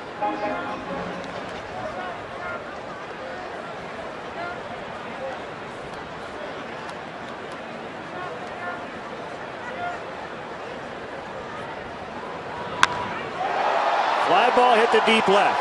Upton's back on it, and it is gone. How about Miguel Montero to the opposite field, and the Cubs have the lead.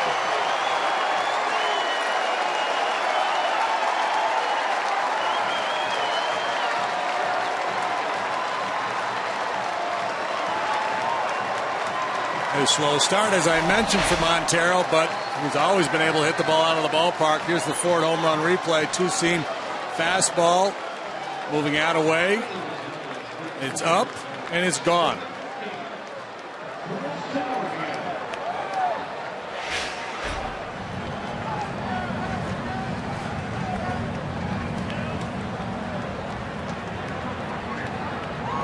So a 3-2 lead. So Hendricks could get a win. Yeah, the tortoise just moved ahead of the hare here.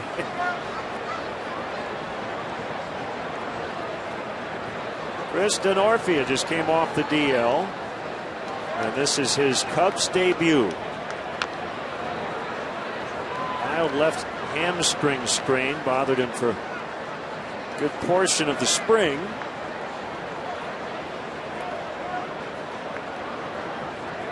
Signed with the Cubs in January.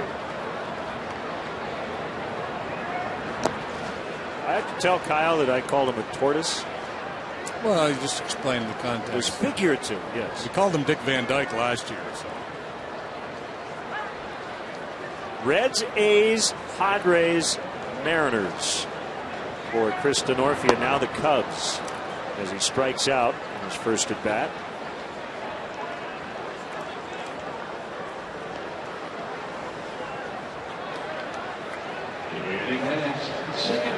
So I don't want to make too much out of the board and left, but it has to have some effect on the wind, doesn't it?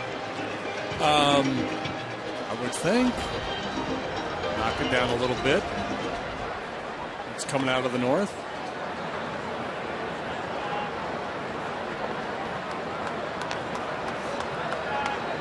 Two homers today, 2 left. In spite of that north wind.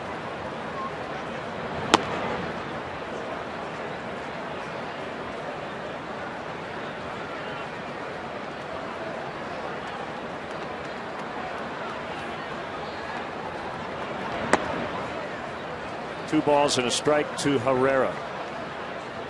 So Montero with his first homer as a Cub.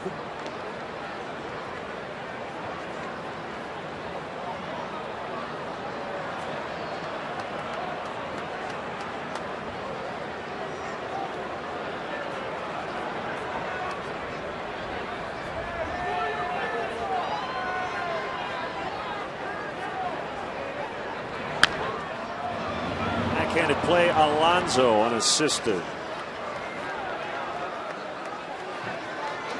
Hey, Cub fans, major championship golf returns to the scenic shores of Lake Michigan at Whistling Straits this August 10th through the 16th. Visit PGAchampionship.com to purchase limited remaining tickets.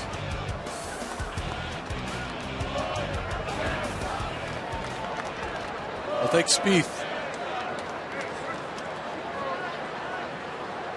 Way to go out on a limb.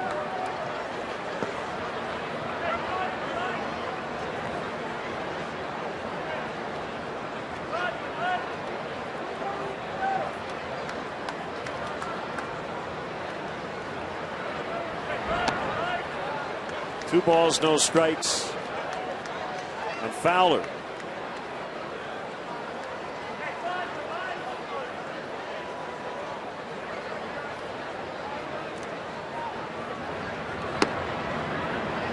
Two and one. Aaron Harang over Jordan Zimmerman today in the Phillies 5-3 win over the Nationals in D.C. Was it last year that Aaron Harang was so good early, or was that 2 years ago? I think it was last year. As a survivor. That's ball 4.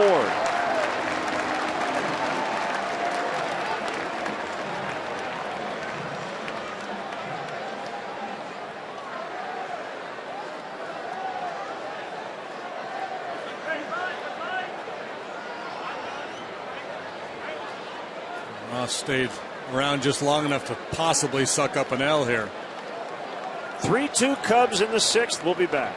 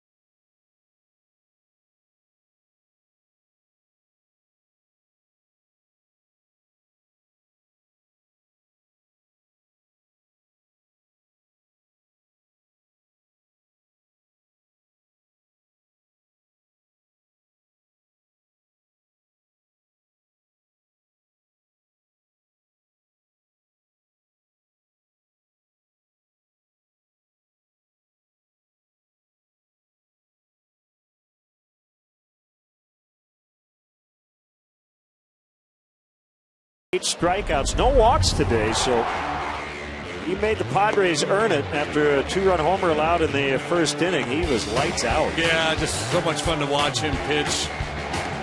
Pitching acumen is off the charts. A little wobbly with the command early, gave up the home run to Kemp, but once he got locked in, it was a fairly typical Kyle Hendricks performance. Moving that ball just off the edges.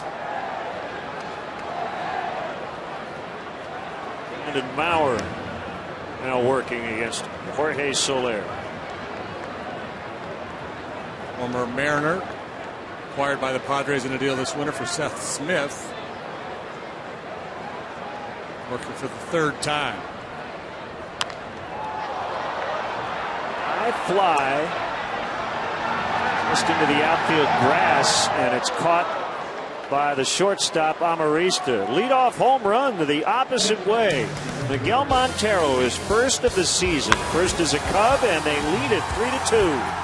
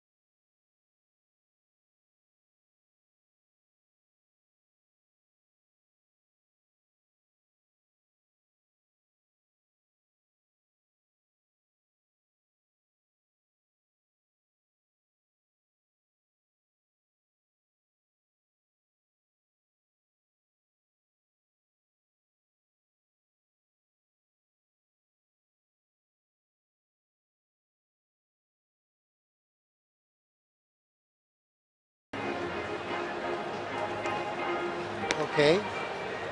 Check. Hello. Hello to Frank. Hello, Frank. Hello, Frank. Can you hear me okay, Frank? We got you. Okay.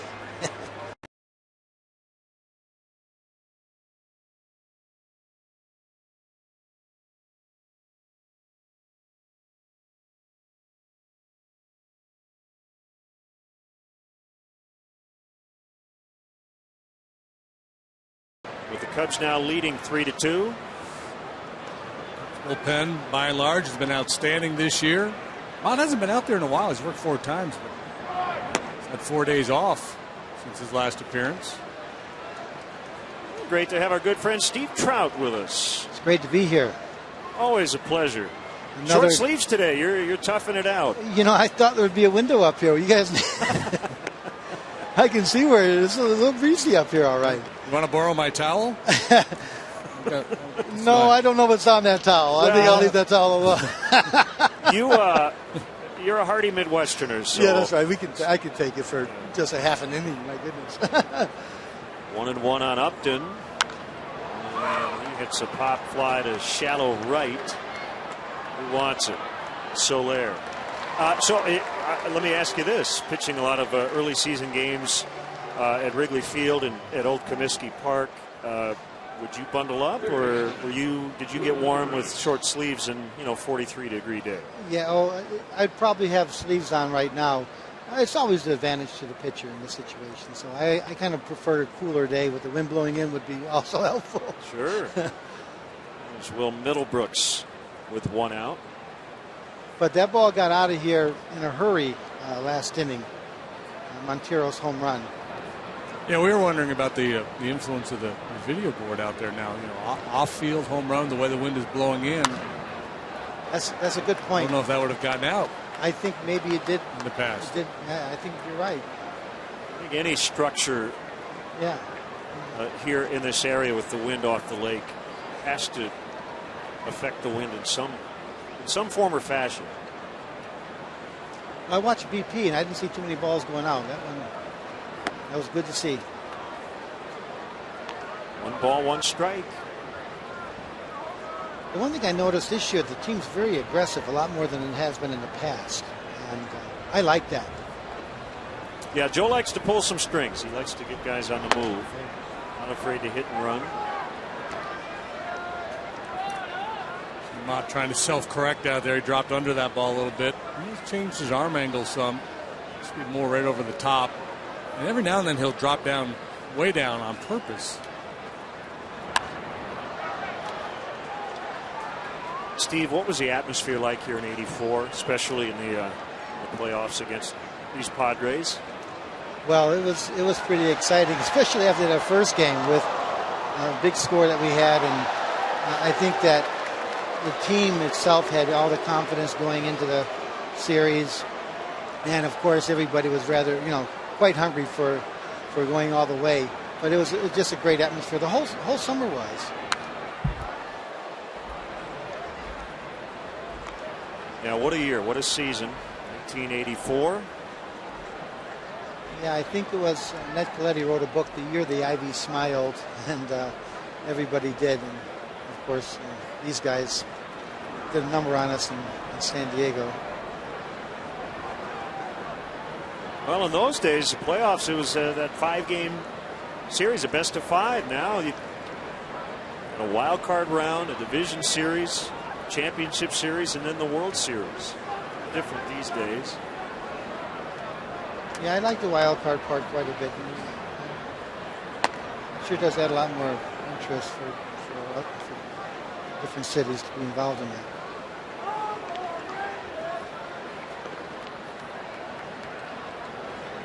Three and 2 the count on Middlebrooks. Jerko is on deck.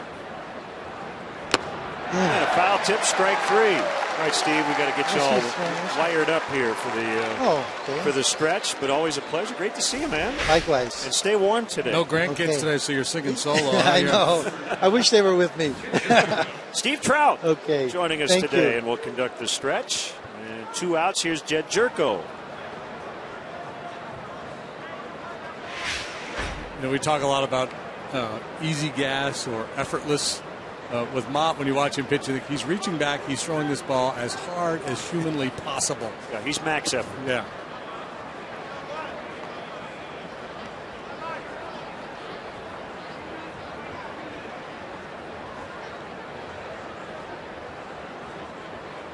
Fastballs and cutters. Fouled over our head and out of the stadium. Frustrating day for Jerko so far. He's 0 for 2. A couple loud outs, though. Deep drives have landed in the glove of Dexter Fowler. May have flown out of here on another day.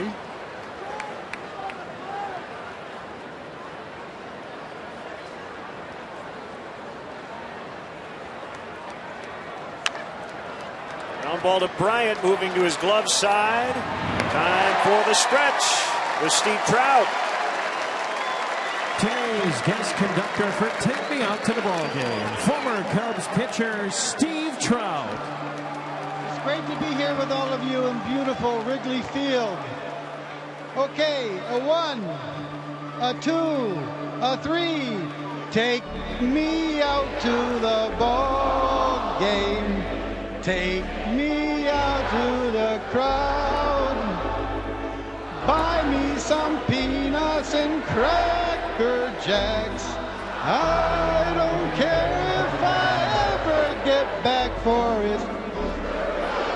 For the Cubbies, if they don't win, it's a shame. For it's 1, 2, 3 strikes, you're out at the old ball game. Let's get some more runs. Woohoo!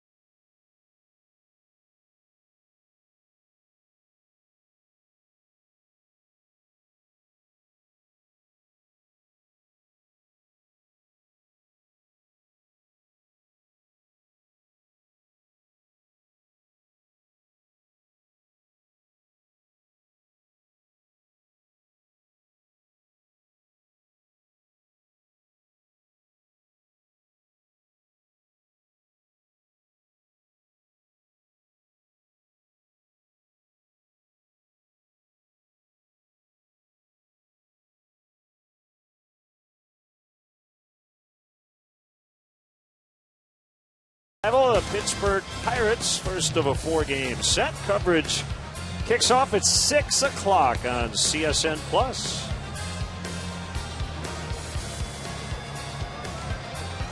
$33,958 paid crowd today as the Cubs trying to set up a rubber game tomorrow. They have not lost a series yet. Split with the Cardinals, 2 of 3 against the Rockies and Colorado, and then did the same against the Reds.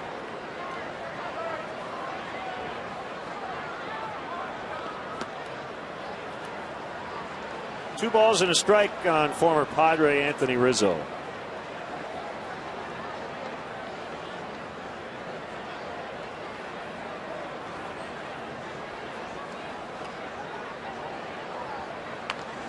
Look at that swing. And the throw to first, not in time. I don't even know what to say about that. Is he going to hit him? Oh, wait a minute. That's way more trying to get out of the way than it was trying to swing the bat.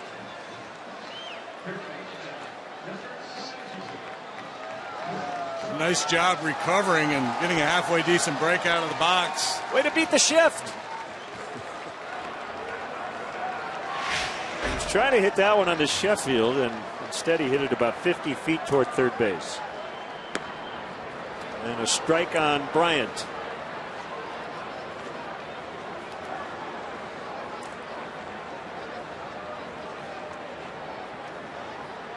Two walks and an RBI single for Bryant. First hit. It was a broken bat flare in his center. And it tied the game. The walks and then this swing of the bat. Fling of beauty.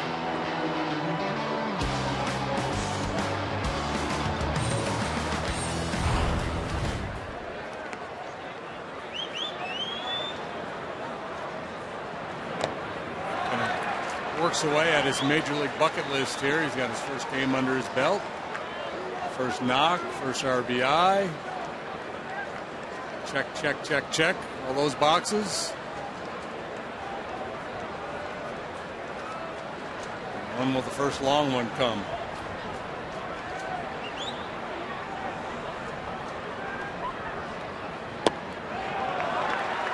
Howard Mariner last year worked as both a starter and a reliever, far better in the relief role than he was as a starting pitcher.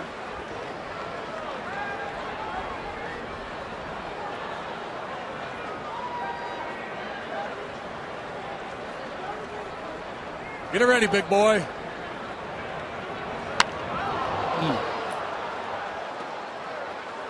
Challenged him. Just didn't quite get the head out.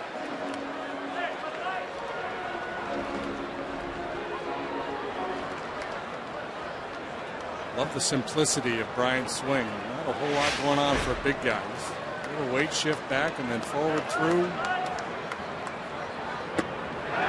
He walks again. So 4 plate appearances and 4 times on base. That's how you get guys to throw you pitches that are hittable. Yep.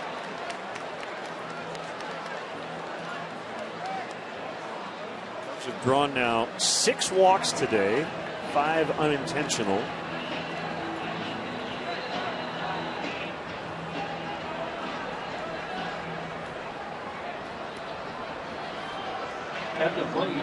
But it used to be you get a 1-run lead on this Padres team late, put it in the bank, but insurance is nice against this new offense. A lot more firepower than they've had in recent seasons. Oakland pulls it back and takes ball 1.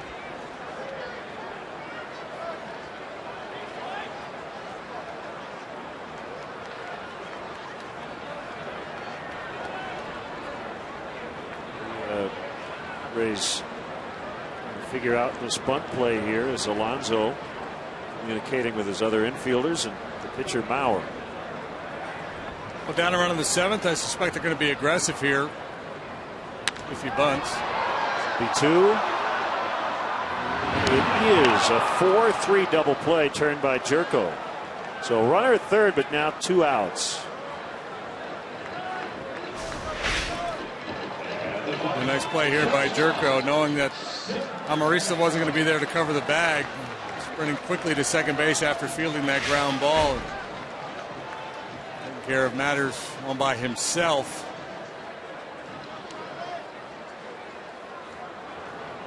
Castro, a hard hit ball in the 5th, right back to the pitcher. He's 1 for 3. Singled in the 2nd inning. Rizzo at third, 2 outs. And a run-saving block by Nieves. I wonder if Madden thought maybe the Padres are going to have a wheel play on or something there, so he took the bunt off, let Coughlin swing. That's the downside. Sometimes it pays off. Sometimes you hit into a double play. There's Castro to be a hero here. Nieves made a couple of real nice plays like that back there today.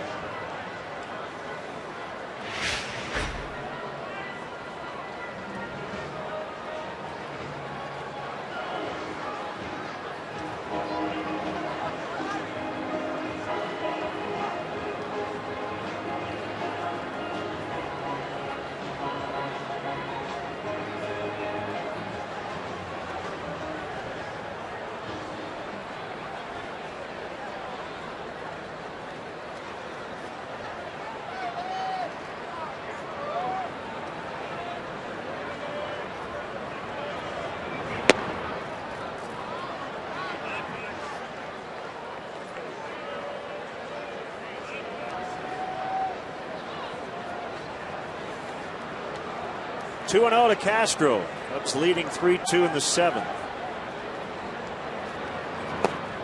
3 balls, no strikes. Montero on deck.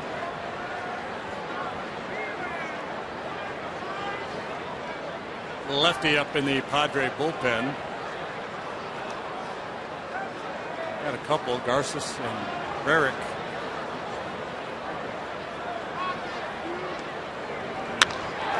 Line drive, base hit, and an insurance run here as Rizzo will score. Castro makes it 4-2. Well, that's a big swing of the bat after the double play. Feeling really good about things, and the Padres get 2 quick outs. Castro with a big swing of the bat. Turn him loose on 3-0. He got a cripple fastball. A little blowout by Upton, but didn't really change the outcome. That ball was going to get down anyway. And with the left-handed hitting Montero coming up, Bud Black wants a southpaw, Chris Rarick, when we return.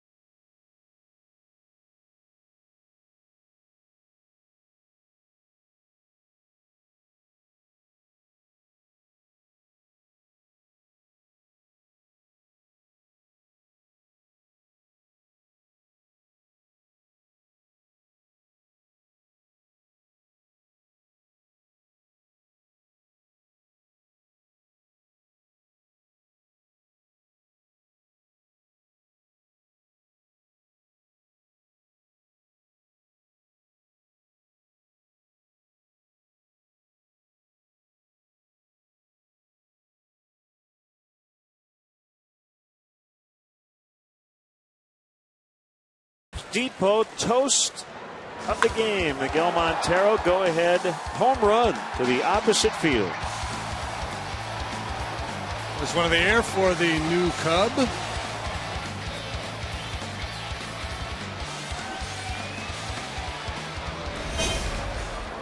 will face Georgia native Chris Rierick, 6'3", 200 pounds.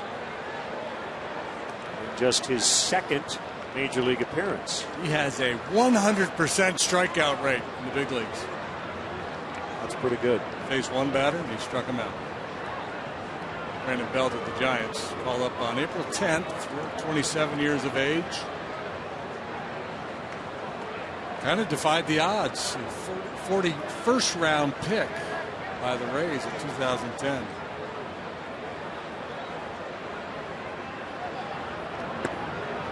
Castro, the runner at first, he just knocked in the 4th run of the game for the Cubs. The second hit of the day.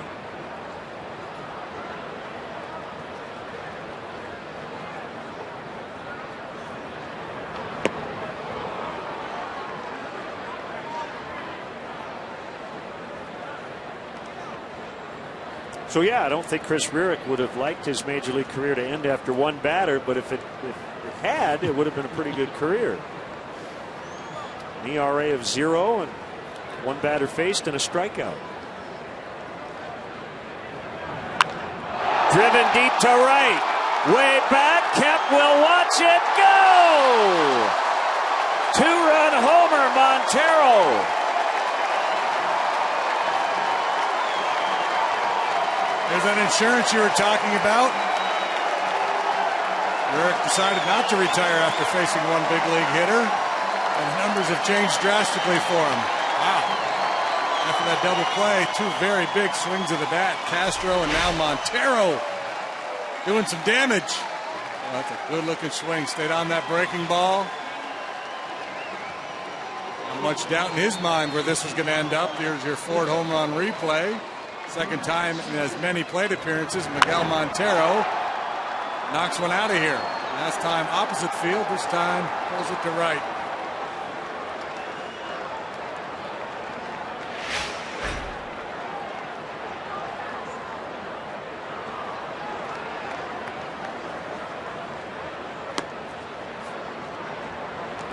Matt Caesar off the bench.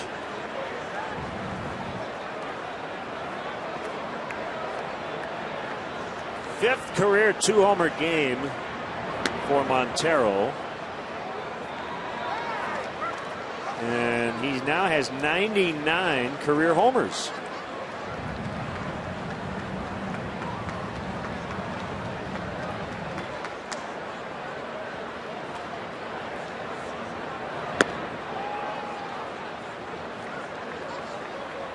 Of those, 17 have been hit off lefties, and it's been a while.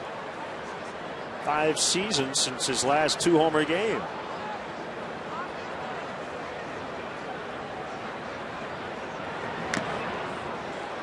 Best home run season came in 2011 when he hit 18. And deep 13 times last year for the Diamondbacks.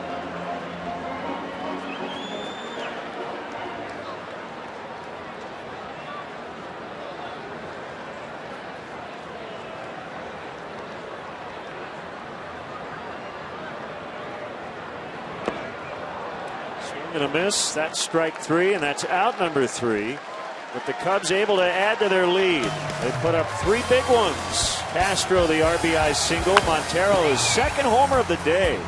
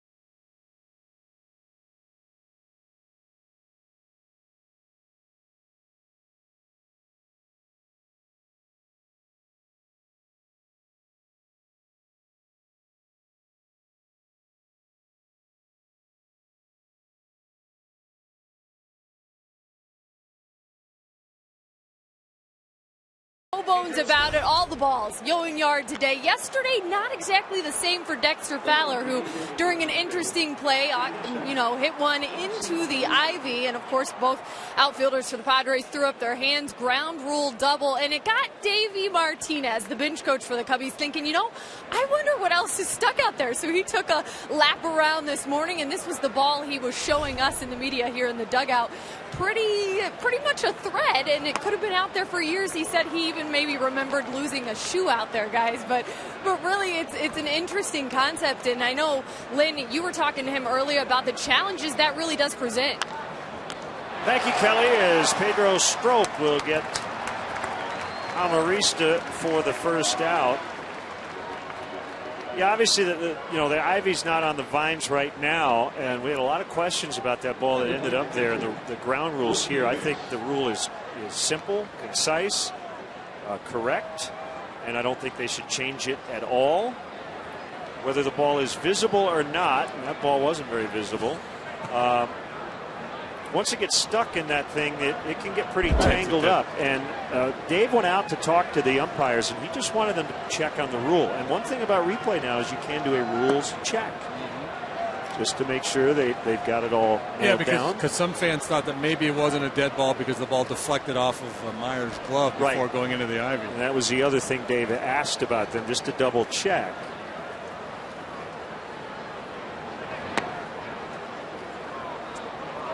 Yeah, so if you go out there and you bobble the ball and it pops out of your mitt, you're trying to pull it out and it ends up in the ivy, you got to go get it.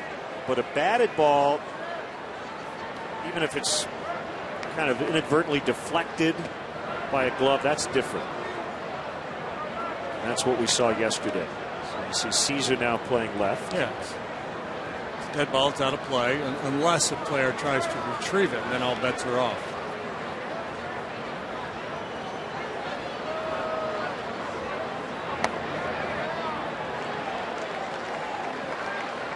Three balls and a strike on Will Nieves. I mentioned, in addition to the Strop family earlier this week, baby girl Rosalind born a few days ago. And Nieves draws the walk. It's the first walk issued by Cubs pitching today. Ladies and gentlemen, pitching for San Diego.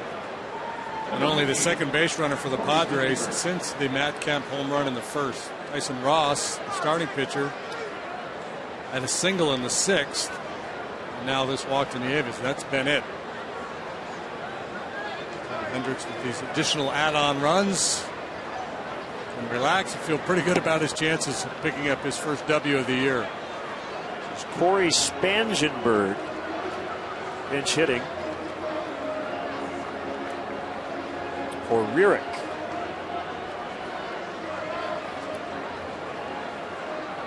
Mazio, he doesn't like. Perhaps the mechanics of Strop would be the approach. Anyway, he wants to come out and have a chat.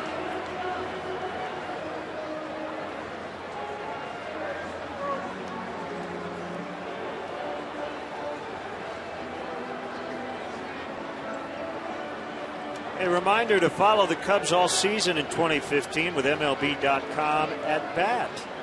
At bat is up to the moment, at any moment with in-game highlights, live look-ins, replay reviews, radio broadcast, StatCast, and more. Get MLB.com at bat for your smartphone or tablet.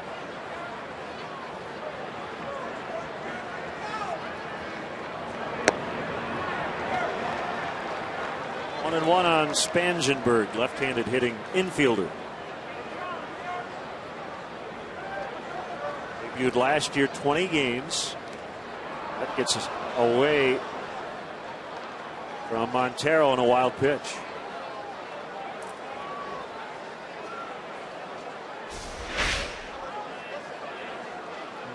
Spikes that fastball in front of home plate. Montero tries to pick it.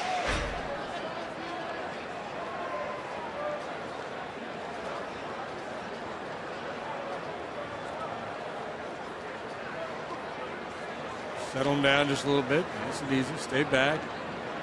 Phil Koch's throwing in the Cub pen now.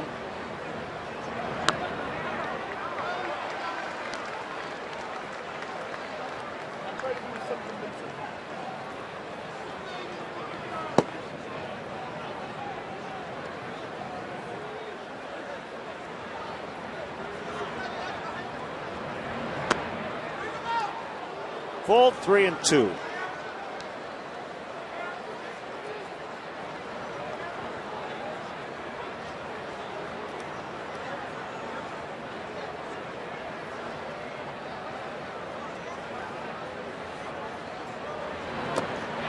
Spangenberg swung at ball 4.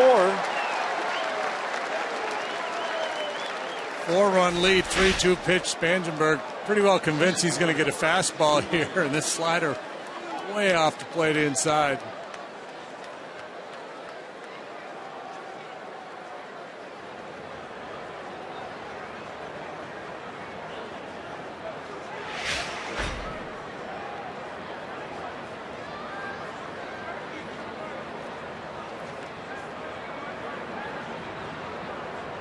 Myers with a runner at second.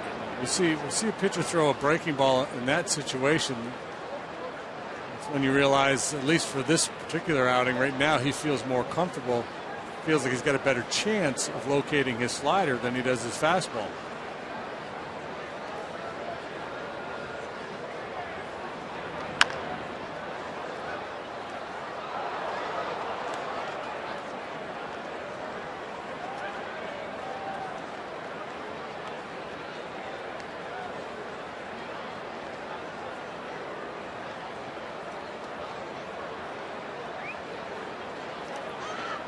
There's a rare batter blowing on his hands. Usually you see a pitcher on a cold day do that. And no batting gloves.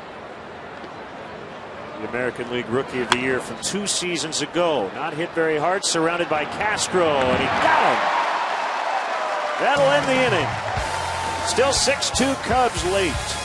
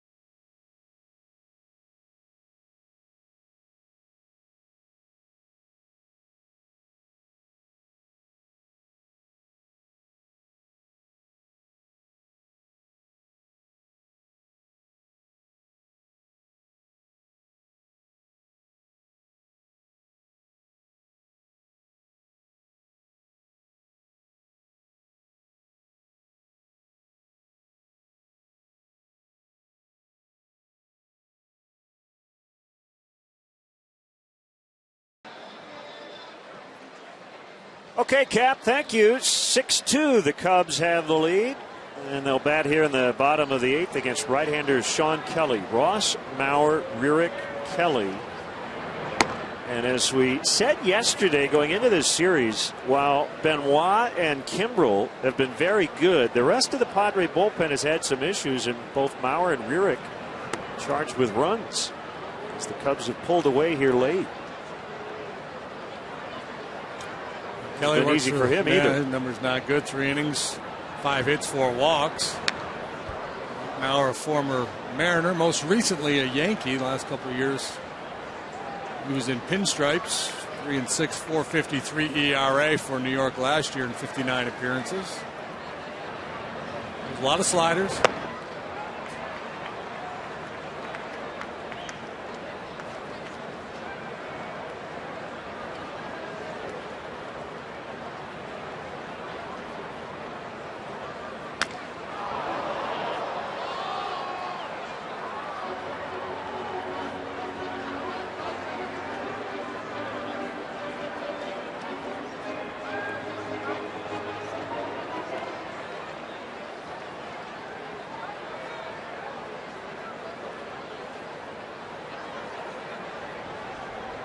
Kick the pitch.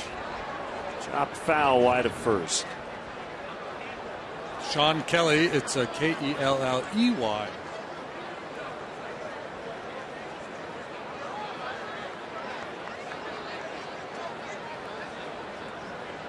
we got an extra E. An extra E, yeah.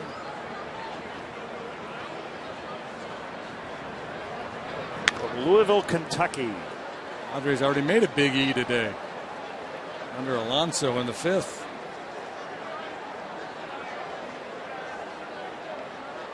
When the Cubs started scoring, they've been shut out through 4, 2 in the 5th, 1 in the 6th, 3 last inning.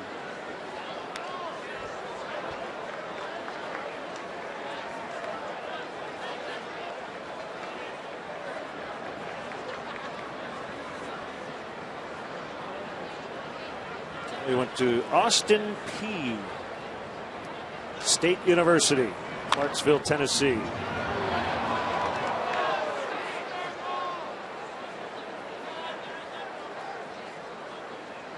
I think he took the last train.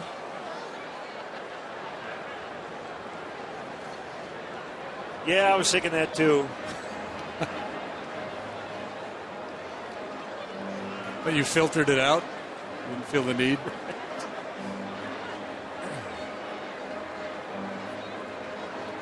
I think that's a Vietnam protest song, isn't it? Last Train to Clarksville. Is it really? And I was wondering if that's Clarksville, Tennessee, they're referencing. They are actually. According to Wikipedia, it's close to Fort Campbell, Kentucky. Now you know, as Herrera strikes out. That's good. Did not know that.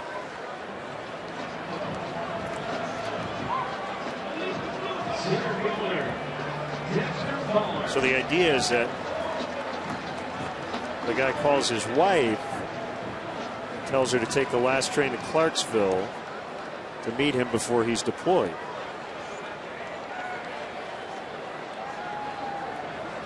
He doesn't know if he'll be back.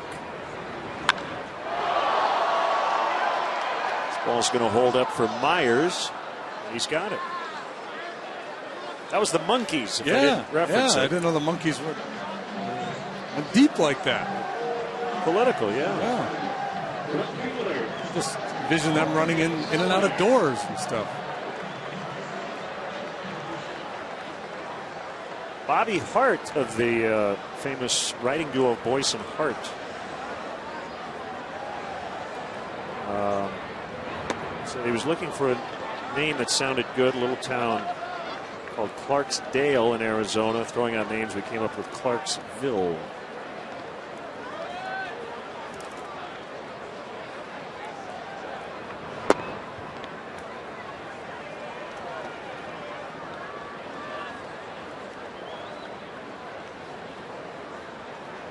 Rondon and Koch still cranking it up in the bullpen. Cubs leading by 4, so it would not be a save situation in the 9th inning.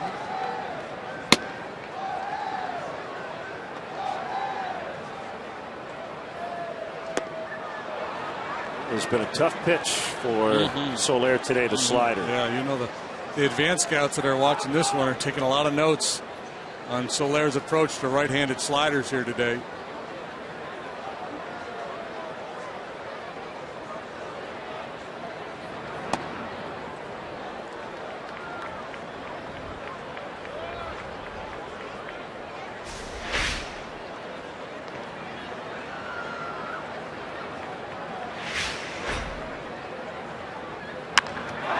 Drilled into the left field corner.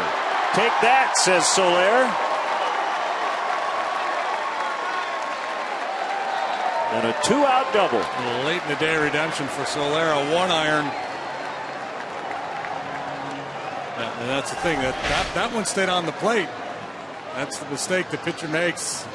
That strike to ball slider with good depth, that could be a chase pitch, but you leave it on the plate and he's going to hurt you.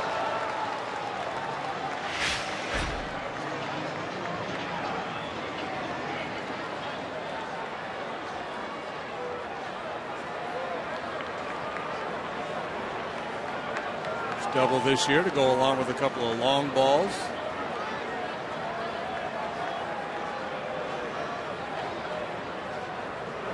Rizzo swings and misses.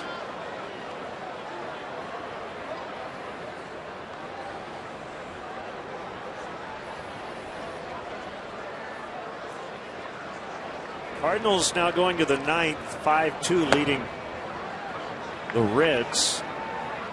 Would be St. Louis's 4th straight win if they hang on.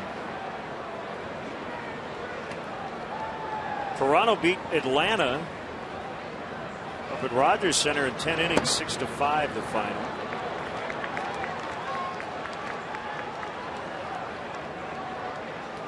Josh Donaldson with a game-ending home run in the 10th.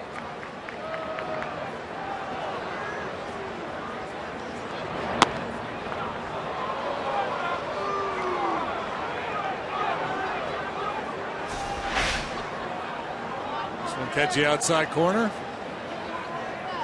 Sure did. The Donaldson home run came off Sugar Ray Marimone of the Braves. I'm familiar with him. 6-2 Cubs as we go to the ninth.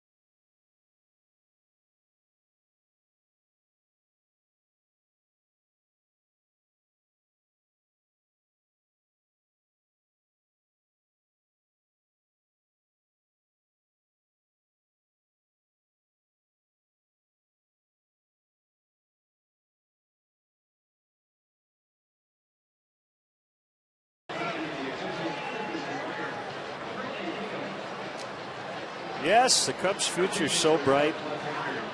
That man's got to wear shades. Leading 6-2 in the ninth inning. There's Phil Koch. Scoreless work from Mott and Strop out of the bullpen so far today. Koch works for the 6th time this year. Wins, no losses, a 2.45 ERA. Left-handed hitting Yonder Alonso first up for the Padres here in the ninth. Kemp and Upton to follow. Rondon continues to work in the pen.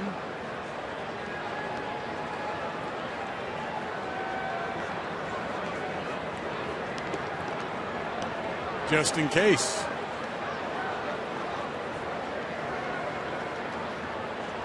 Be a great name for a closer.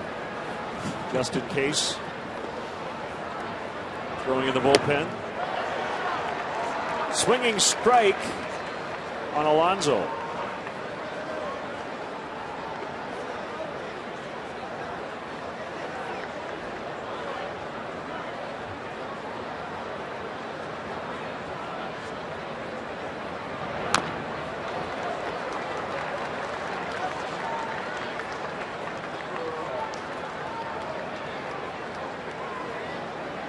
He could have been on that Abbott and Costello team. He could have been the reliever. Who was on first and all those guys. The guy in the bullpen. What's his name? Just in case. Tomorrow was one of them, right? Yeah. Pitcher. I don't remember. Second baseman's name was what? I think I don't know or I don't That's care. what Was I'm on trying to figure out.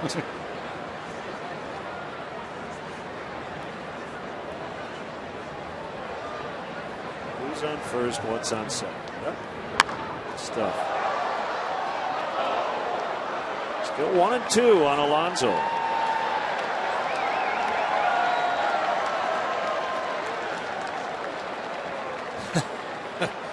Beverage just got a little foamier. Wow.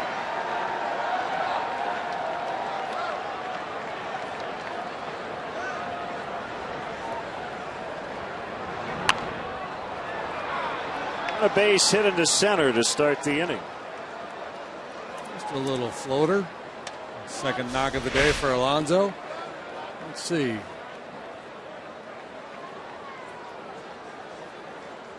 Is the ball in there? That's pretty impressive. Skills like that, you could win a goldfish at the carnival.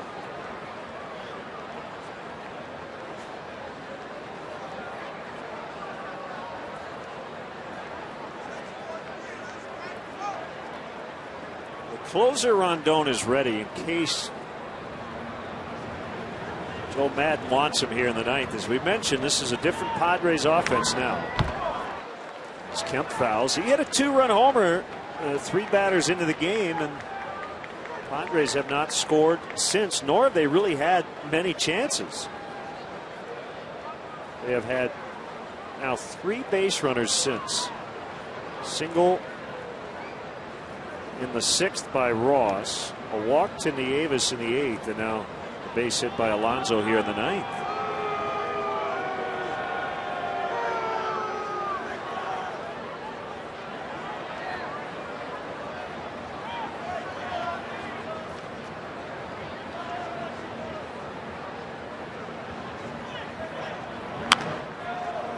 Yeah, I think later on in the year, as the appearances start to pile up, you would do everything you could to stay away from Rondon here with a 4-run lead in the 9th inning. But still early on, new manager with a new club, a young club, trying to get off to a good start.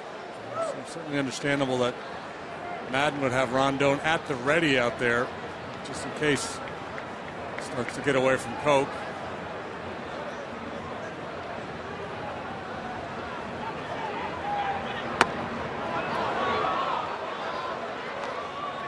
Hector worked the 9th inning yesterday, even though the Cubs were trailing.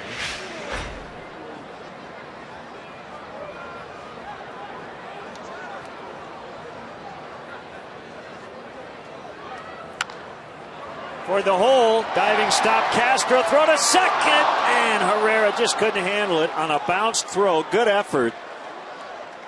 But the Padres now have 2 on with nobody out, trailing by 4. Well, what a play that would have been. A heck of a play by Castro, and the off-balance throw just eludes Herrera. Couldn't pick it. Would have had him. Infield hit for Matt Kemp, and here comes the skipper, Joe Madden.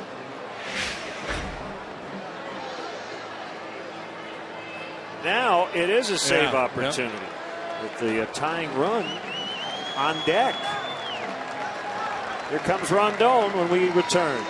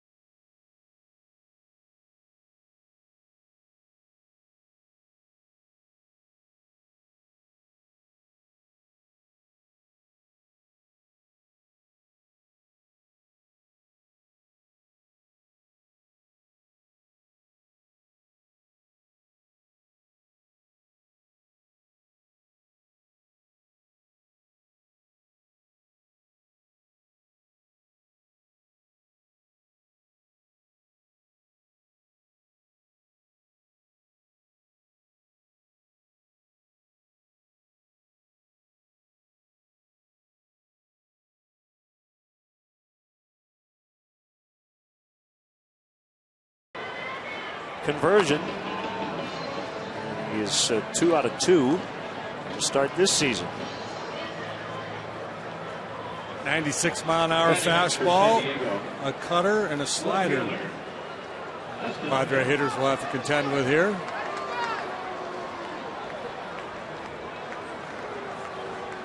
So the base runners are not, completely irrelevant. However, the tying run is on deck. If you can get a couple of outs here on one swing, you'll definitely take it. But Dome doesn't have to worry as much about these base runners as you normally would because you're ahead by 4.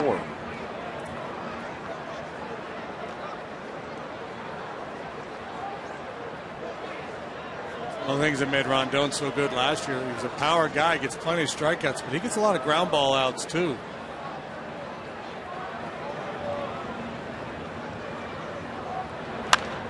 Upton hits it a ton, but foul. Nice grab, young man. Should be 1 out if the Cubs had 10 defenders. They don't. If Theo just could have signed that kid to a contract as that ball was in the air. Yeah, well, this is the advanced shifting.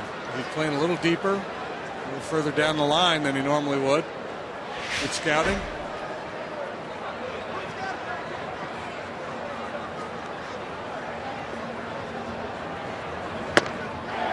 One and 2.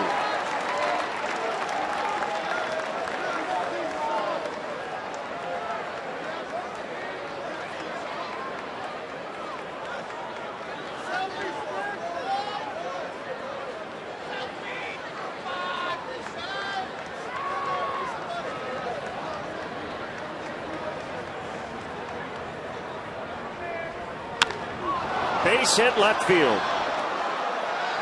Alonso's going to score. It's 6-3, and now the tying run will come to the plate. So essentially now you have the math equivalent of Rondon starting the 9th with a 1-run lead. That batter at the plate. They got a swing and miss previously with the inside fastball. This one not as far in, but still an impressive job by Upton to get to 96 miles an hour off the plate inside. 3 consecutive singles to begin the 9th.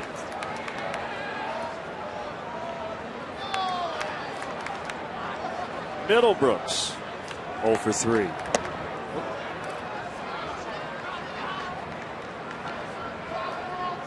Tied the game yesterday with a 2-run homer.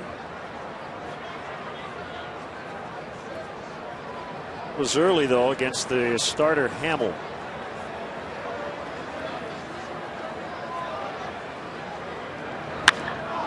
Driven deep to right. Soler is back on it. It's going to be over his head. All kinds of trouble. Kemp scores. Upton stops at third. It's a 2-run ball game, and with nobody out, the tying run is already in scoring position. A double for Middlebrooks. Wow, out of nowhere, the Padre bats have been quiet since the first inning. 4 consecutive hits, so this is a ringing double. That fastball over the heart of the plate.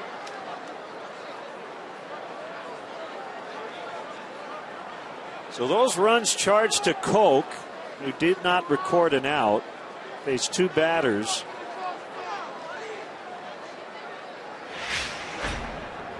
And it's Jed Jerko.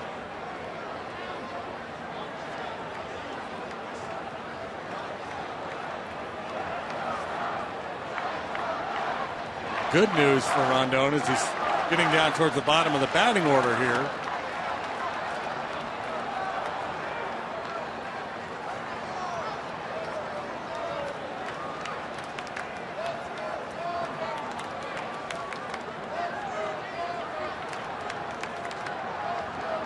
Jerko 0 for 3, but he has flied to the warning track twice. On the ground at third. Run's going to score, but Bryant to Rizzo for out number 1. 6-5 with Middlebrooks at second. And 1 out. Hitting next to shortstop, Alexi Amarista.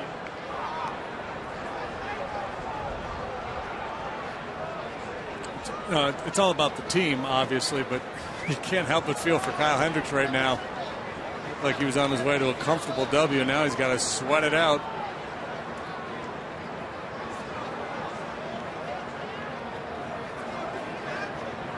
Marista, ball one. Yangervis Solarte, switch hitter, is on deck. Nobody up in the Cubs bullpen. Thayer and Kimbrel in the Padre bullpen. So you'd imagine Thayer in a tie, Kimbrel in a lead if we get to the bottom of the ninth, which Rondon's trying to avoid. 1-1. It was a huge first out on two fronts. One, they finally got it out, and two, the ground ball was to the left side of the infield, so Middlebrooks could not get to third base with one out.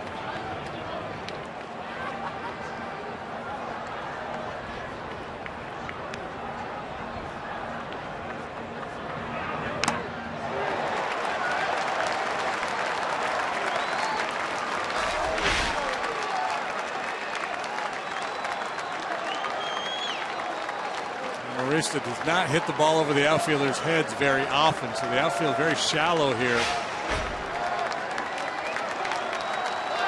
They would have a shot at Middlebrooks if he tries to score on a solid single to the outfield.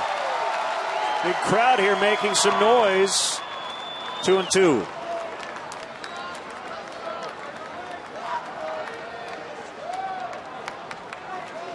To me, like Hector's just flying open a little bit, that front shoulder leaking towards first base. And a couple of his sliders have flattened out and left a couple of fastballs up.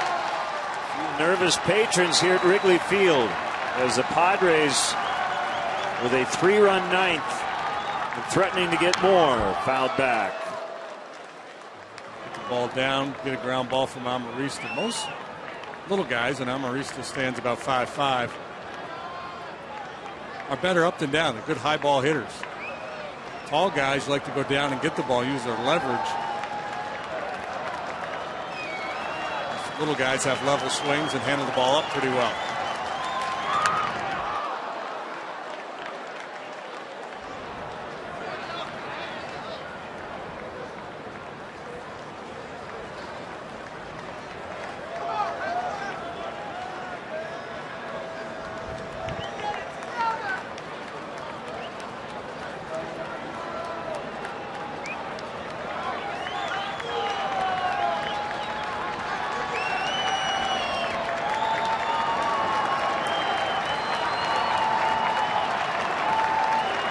Another 2-2, swing and a miss, strike three, 2 outs.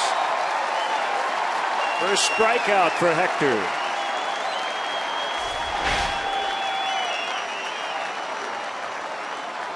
Better depth and a much better result. Fazio out of the dugout to go over Solarte. He's hitting for the catcher Nieves.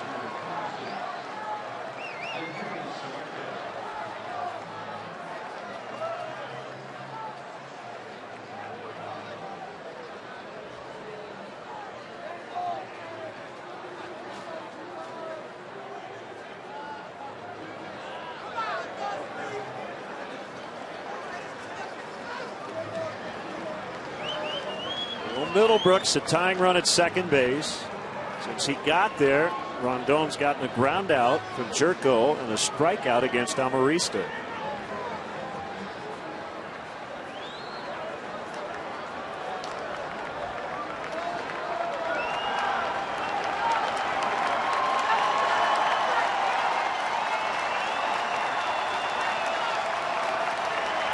Good contact guy. Solarte doesn't strike out much.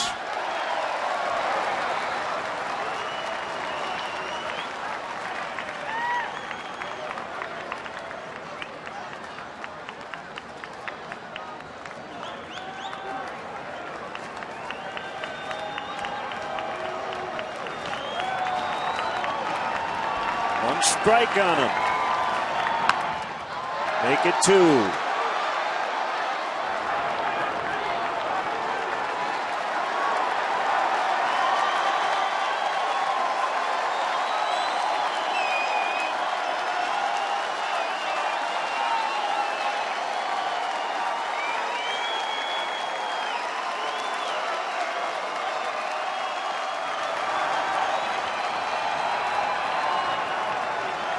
The 0-2. Smothered by Montero. Good try. You can see where a hitter would get a little jumpy with 2 strikes and chase this ball. Solarte able to lay off. Blocked by Montero. Solarte last year hit .243 against right-handed pitching. .291 against southpaws. Better from the other side.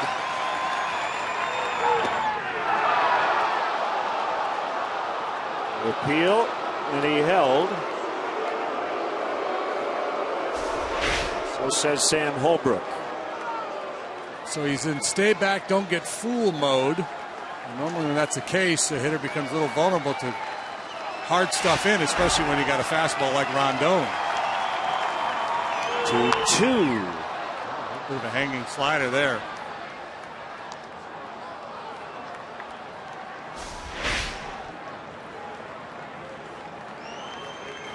Set right in the heart of the strike zone.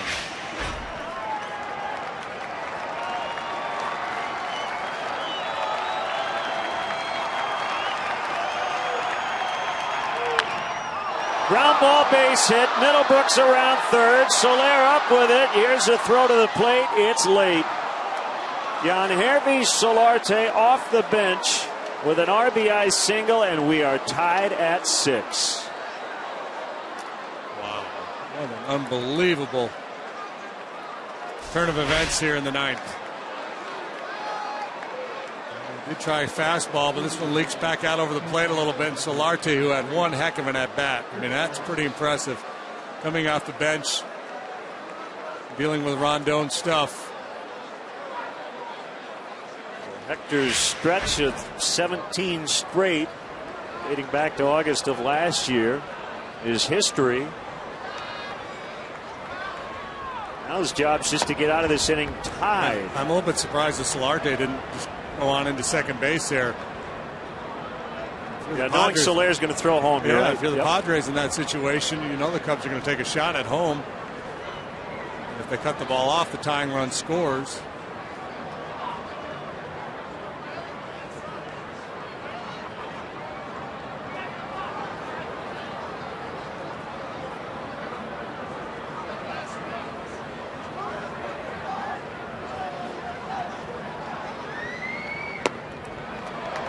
Well, you mentioned it a while back that this Padre club of past versions, you have a 1-run lead against them late, you feel pretty good about it. Well, we've seen why that's not the case anymore.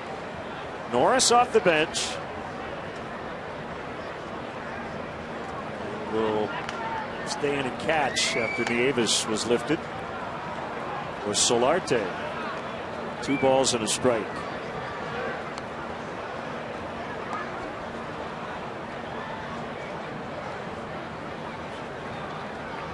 Go back to your point earlier, Kyle Hendricks with a very quality start. That results in a very tough no decision. Out of play. We talk a lot about wins and losses are overrated. Talking about starting pitching, but if you're a starting pitcher, it still matters to you. You want that W. You certainly pitched well enough to deserve one here today.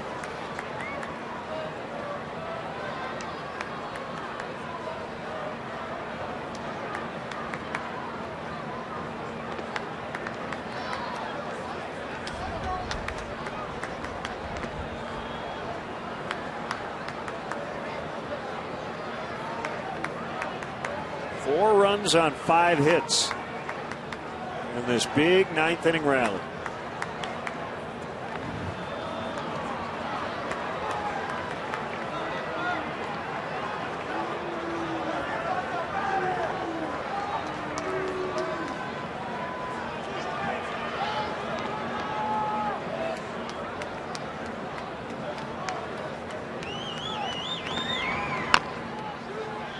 Top foul. Zach Rosscup, the other lefty in the bullpen, is getting loose. Rondon threw 17 pitches in the ball game yesterday, and then with this work today, you probably figure he's unavailable tomorrow. That's the other part of it. He's nearing 30 pitches. 2-2, hit hard and foul.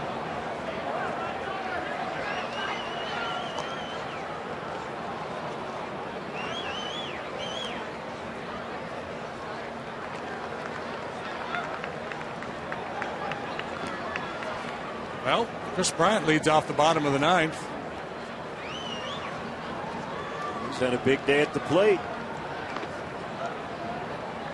That would be a headline. Swinging bunt. Rondon can't handle it cleanly.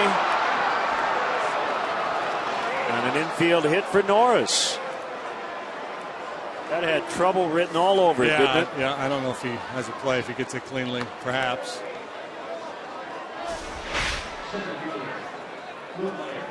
Beat into the ground in front of home plate. Would have been a whirling off balance attempt by Rondon.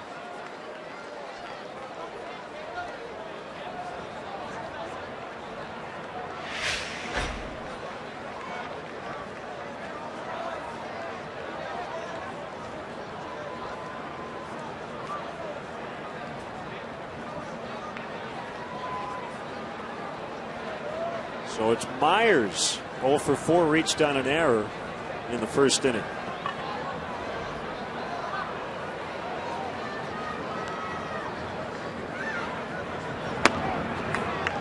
Side ball one. He's the 9th Padre to bat here in this inning.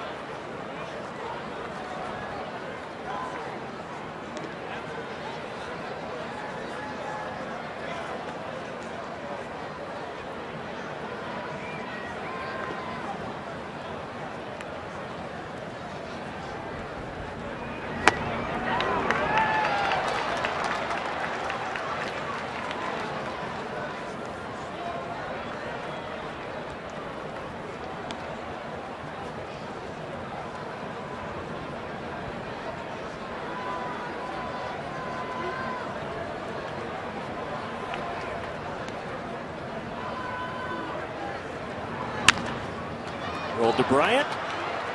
Go to Herrera, inning over. A lot of damage done. They get 4 to tie it, 6-6 as we go to the last of the ninth.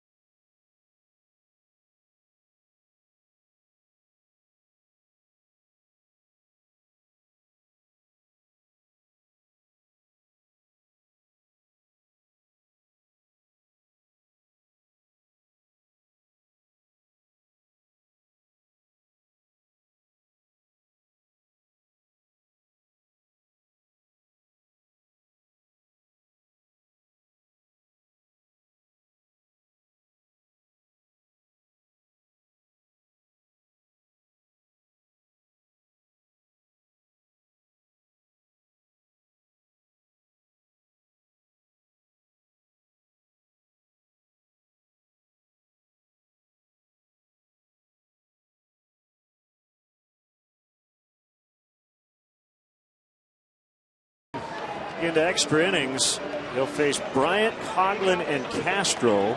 Saw coming after the visitors scored 4 times off 2 Cub relievers in the top of the ninth. Thayer has worked 5 times, including a scoreless inning in the ball game yesterday. Has a 1.93 ERA. Fastball, slider, and once in a great while a changeup.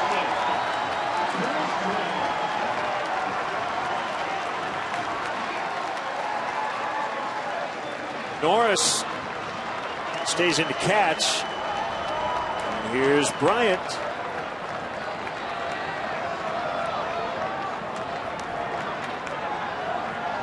4 trips to the plate, 3 walks, RBI single as well. Strike 1 call on a breaking ball. And a good little get over slider down around the knees.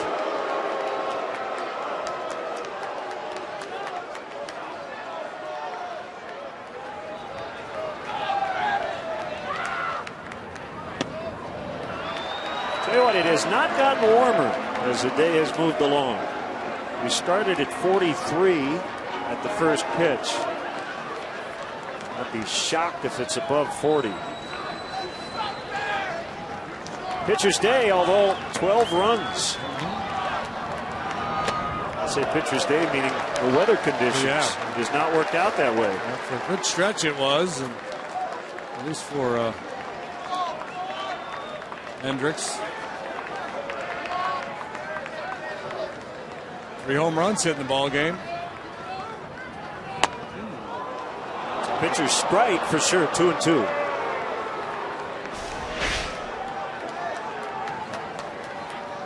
Low 3/4 slinger at the top of the zone.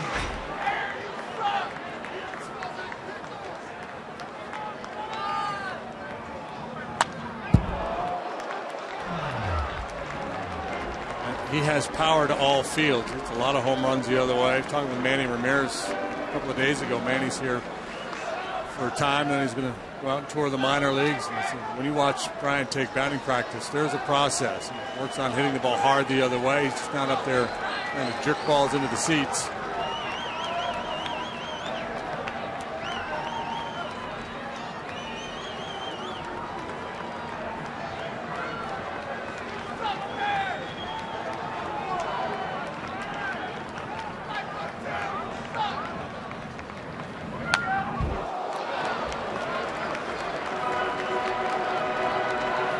Remains 2-2. Said Coughlin, he's out of the game. So the pitcher spot due up next, and Alcantara is on deck. If Bryant doesn't end it here. Take 3-2. He has seen a ton of pitches today.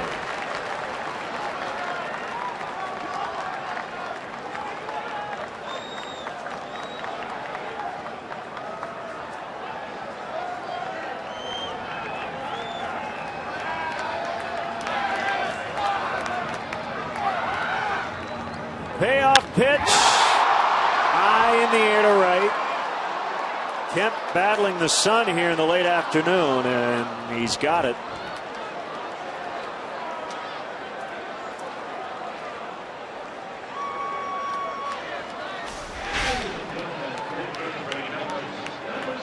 Fastball drifts up and in a little bit, just ties him up, can't get the head of the bat out in front. And fans were excited. They saw it airborne, thought something big was going to happen.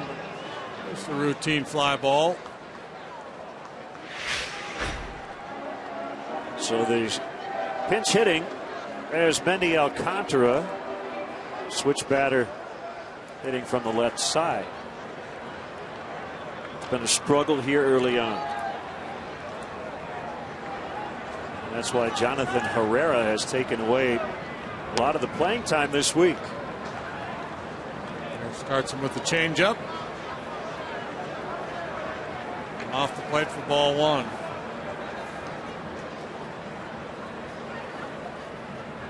Pitch. Mendy 2 out of 23 so far this year for that .087 batting average. One of those 2 hits a game winner.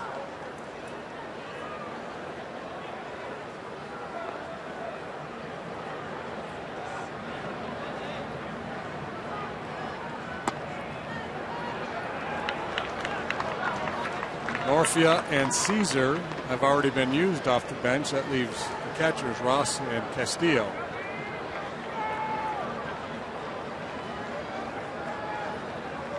And Travis Wood.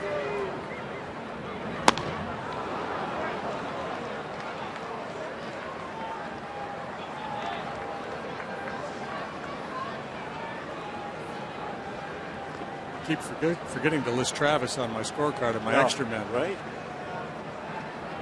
If he doesn't start, there's a chance he'll be used. Another high fly, right field. Kemp drifting. Foul ground, and he's got it. Right up against the padding on the sidewall. 2 away.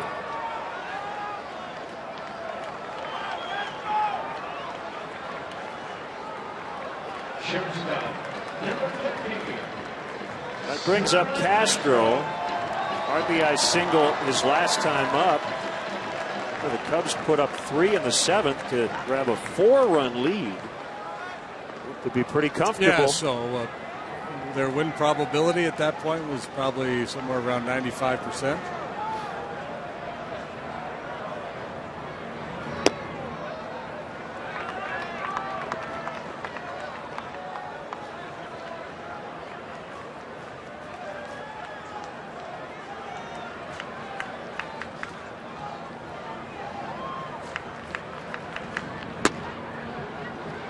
One and one.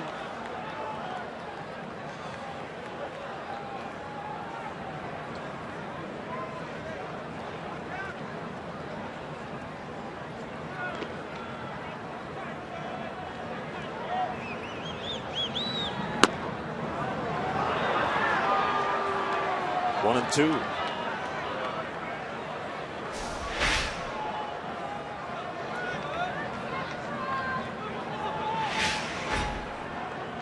Chicago has Gale Sayers and San Diego has Dale Thayer.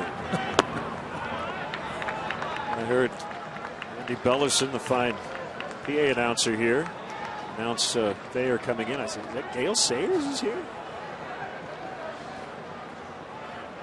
2 balls, 2 strikes. They used to have Rob Piccolo.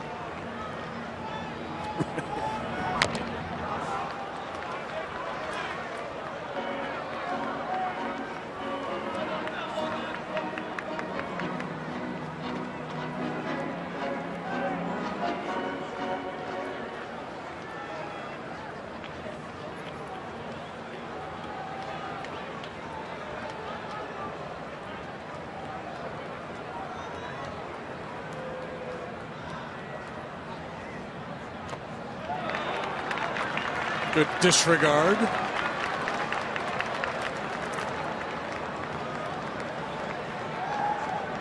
There's the man. Montero's gone deep twice today.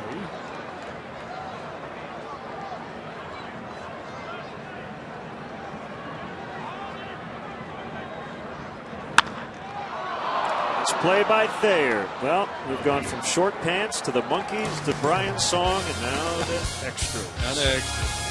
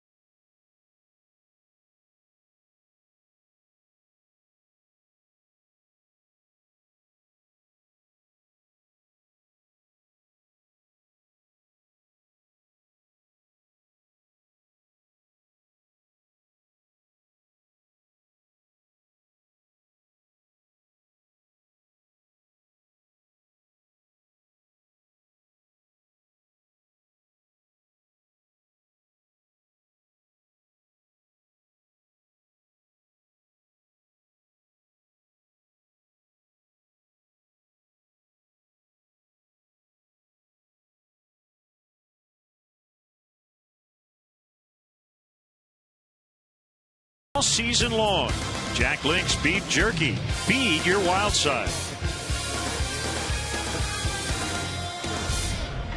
10th inning. As we get into extras for the first time in what? 4 days. Well, the Cubs were a winner against the Reds on the Alcantara hit the other night. And here's left-hander Zach Rosscup. Tough situation for the young left-hander. Comes into work the 10th. 2-3-4 up here for the Padres.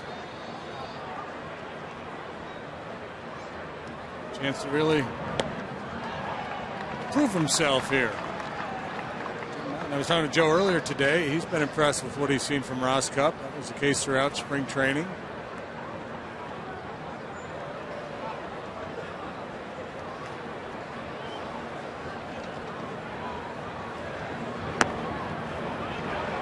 Good stuff. Gaining confidence in that stuff.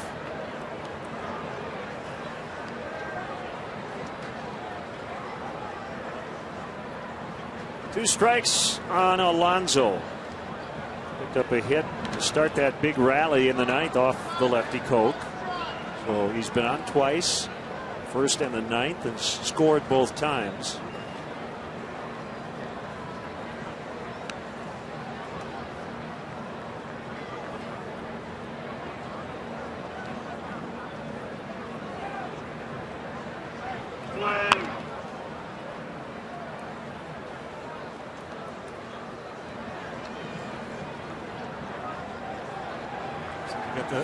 Strong shift down in the infield for Alonso. Not as much as for some other left-handed hitters, but that's the danger when you give up the line. If he squibs them down that line, it's an easy double. Side for a ball, 2-2.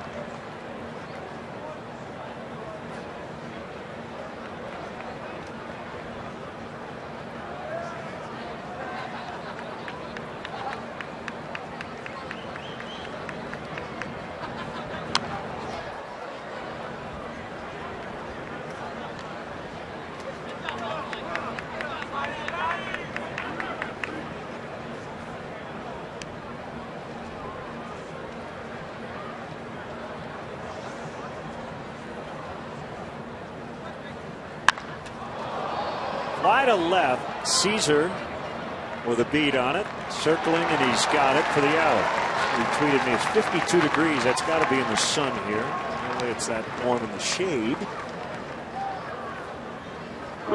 This is the kind of day you definitely want to get some sun. It is chilly much of the ballpark with that wind coming in off the lake. Now Kemp. 2 hits, 2 runs, 2 RBIs. Hit a homer in the first, infield single, and a run scored in the ninth.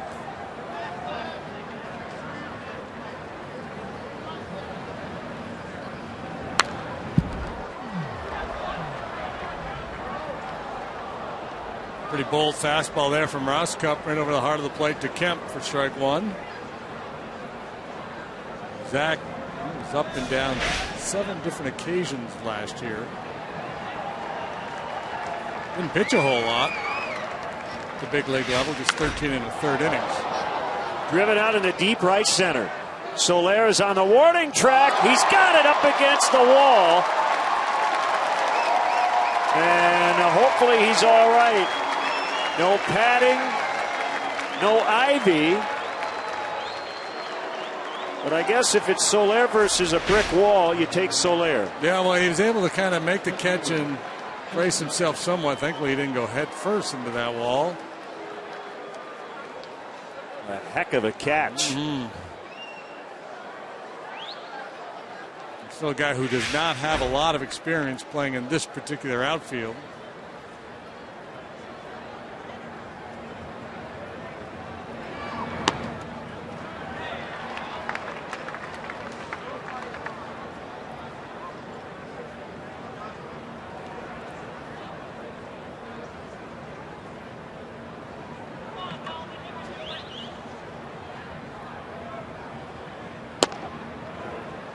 One and one on Justin Upton.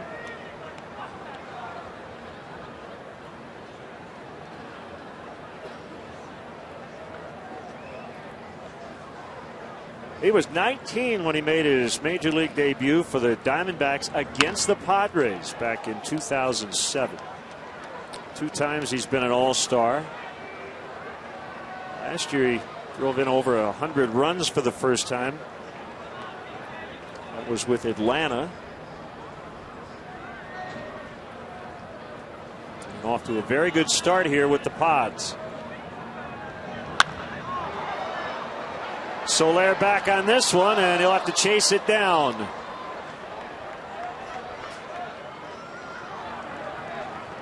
Upton's got a double to keep the inning alive.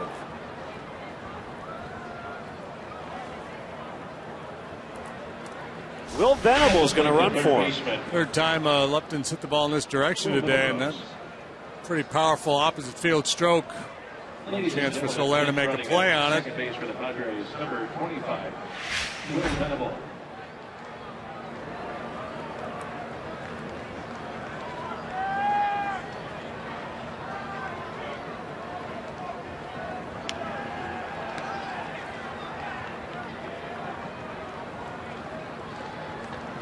That'll bring up Middlebrooks. RBI double, and later scored the game-tying run on the Solarte hit. Interesting decision here by Bud Black to pinch run with Venable for Upton. Venable, a superior defender, and so that strategy makes perfect sense if you're protecting a lead. But in a tie ball game, which you're not sure how many innings you're ultimately going to play, Upton's a pretty powerful bat to take out of there. I guess the one thing Bud Black knows is that Joe Maddon doesn't have any left-handed pitchers left. Venable, a left-handed hitter. But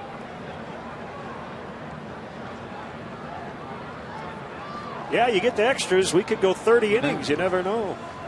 Clint Barmas, the only player remaining on the Padre bench now. 1-1. Chopper to Bryant, who charges. Close play, got him. Dangerous play. Yeah, we go to the bottom of the 10th, tied at 6.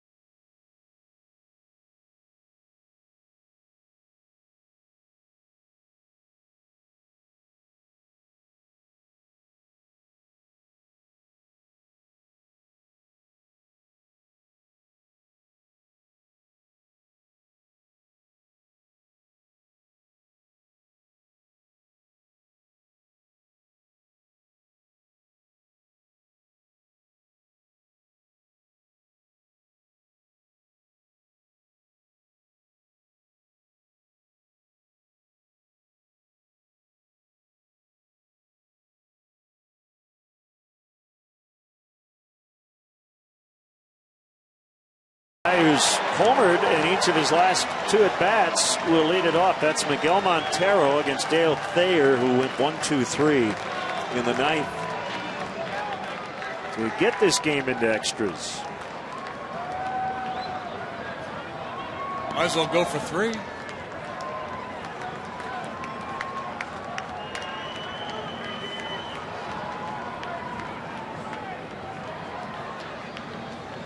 Here we go. Strike call.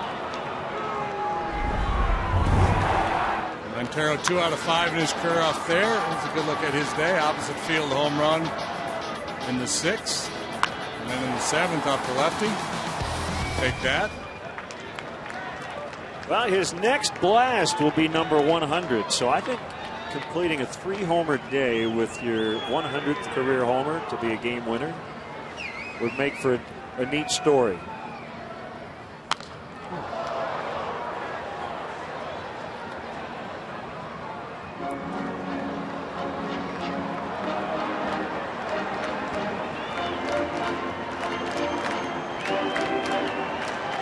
It's not overpowering. I'm not afraid to throw it in there.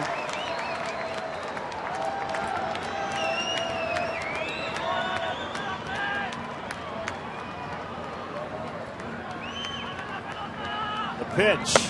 It misses high. It's 2-2. Will Venable stays in, plays left after running for Upton.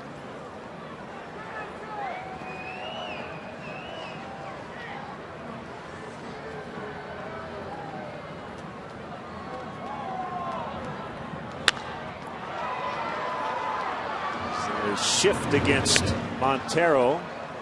It's the shortstop Amarista to make the play, so keeping score at home. It's 6-3, even though he hit it to the right of second base. Now Matt Caesar.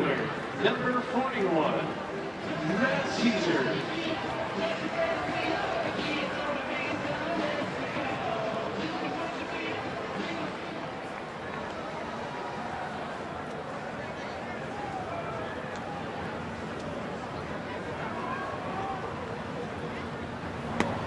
Ball 1 to Matt. He struck out as a pinch hitter.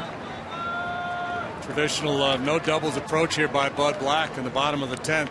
Guarding the line at third. Outfielders very deep. Caesar tried to bunt with Middlebrooks back at third. He couldn't get it done. 1-1.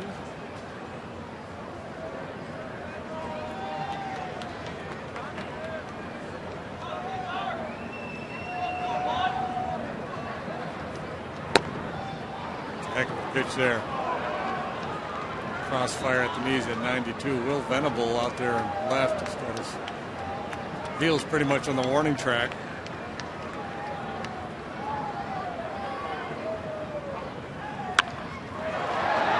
And off the glove of the second baseman Turco, and that'll be a single for Caesar.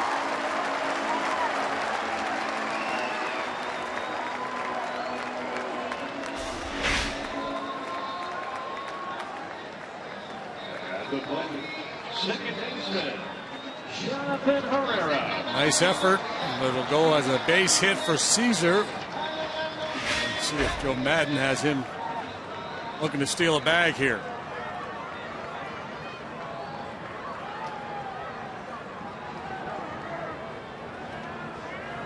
Pretty decent lead, and Thayer will throw.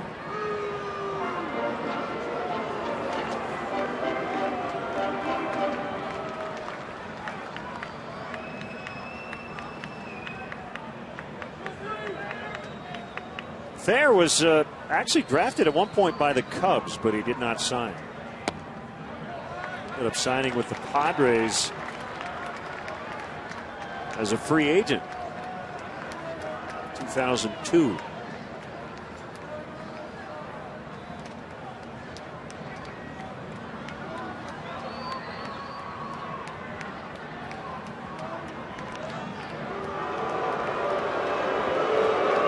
Seventh round pick of the Cubs in '99 out of high school at the Santa Ana College in Chico State.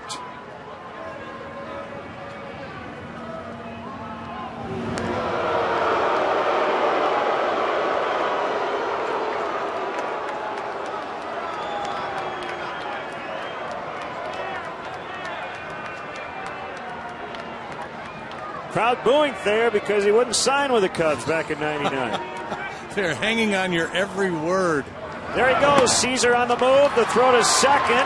Gets into center, and Caesar's got a hole. He could not determine that that ball had gotten by, and probably would not have been able to advance anyway as Myers pounced on it.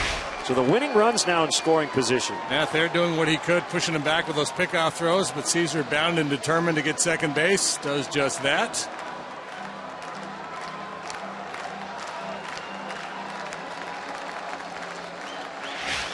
Second steal of the season and of Caesar's major league career. He'll find his breath here and get ready to try to score on something. 2-0. I like the aggressive approach late. You saw it in the ball game yesterday. Dexter Fowler stole second base with Kimbrel on the mound, and the Cubs were down a run.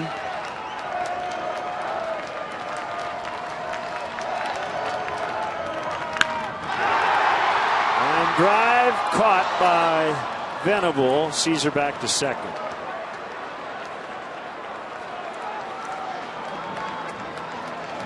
We'll bring up Fowler. Been on twice via the walk.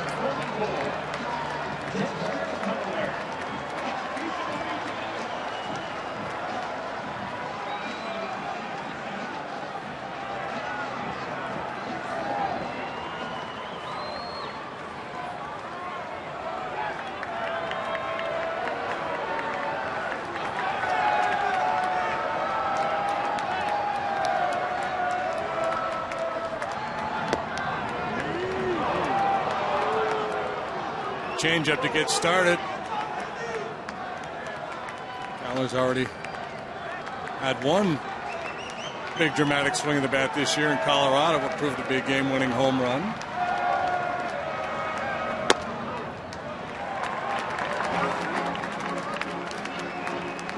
Both bullpens quiet.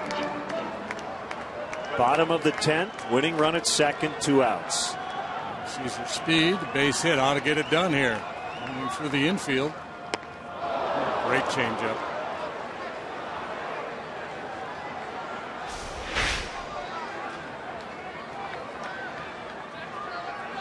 That hair and that pitch reminiscent of Doug Jones. Good call. The mild thing.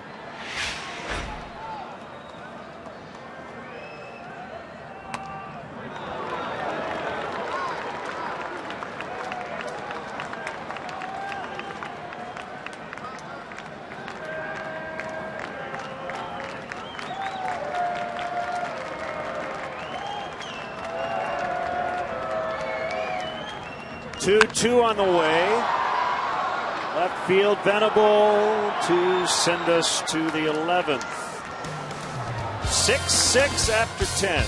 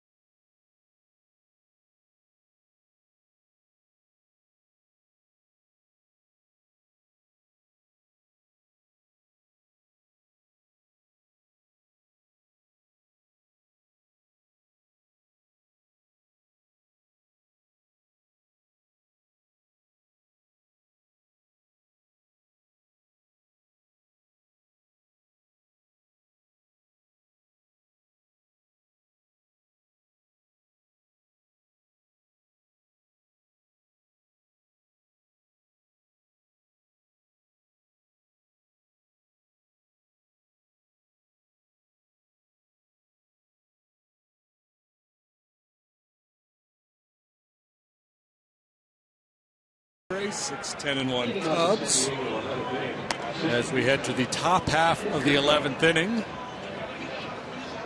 Zach Roskup pitched around a 2-out double to Justin Upton in the 10th. And now he'll get Jerko, Amarista, and Norris. What'd you call me? Amaristo.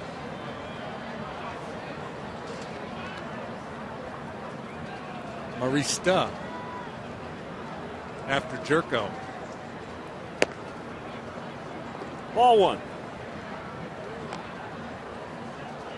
from West Virginia University.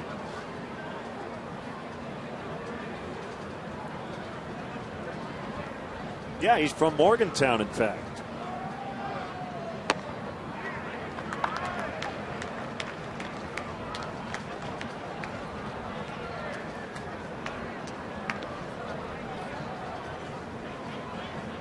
Had a big rookie year.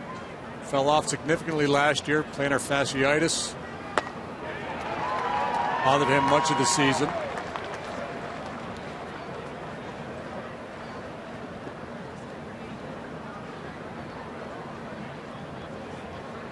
Ryan Schlitter up in the Cub bullpen. Edwin Jackson also available.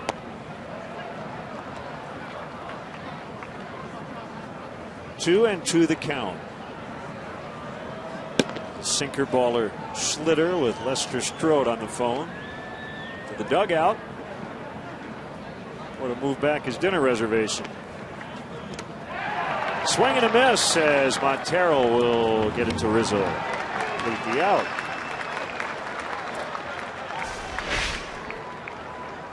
Shortstop. Let's see. Look at the breaking ball from Roscup. Chased by Jerko. Jerko nothing for 5 today.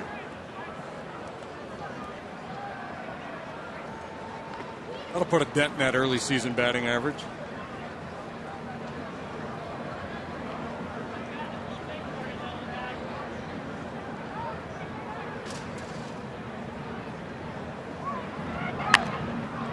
Slap bunt, but he hit it right to Roscoe.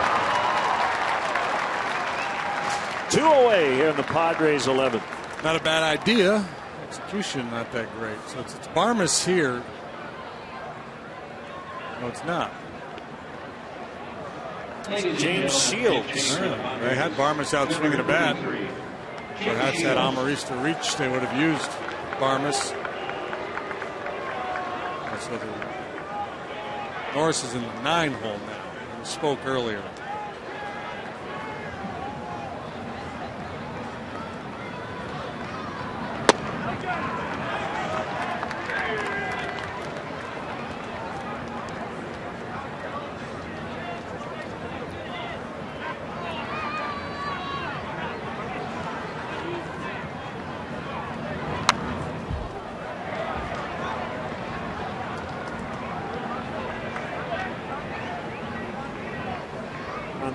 Yesterday, James Shields 6 innings, gave up 4 runs, 3 earned, and left trailing, but the 3-run homer by Myers in the 7th made a winner out of Shields. It's a good looking club, despite, obviously this is our first look at him and all the changes they've made under general manager AJ Preller. He addressed everything: the lineup, the starting pitching, the bullpen, giving Bud Black, in his 9th year as a manager of the Padres, something to work with this year.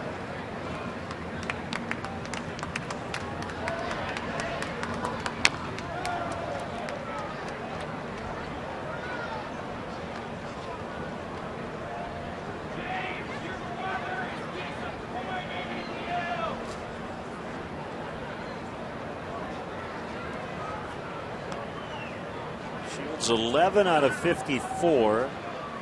In his career. That's a 204 average. Will go down after that swing and miss. Nice work. Zach Roscup still tied.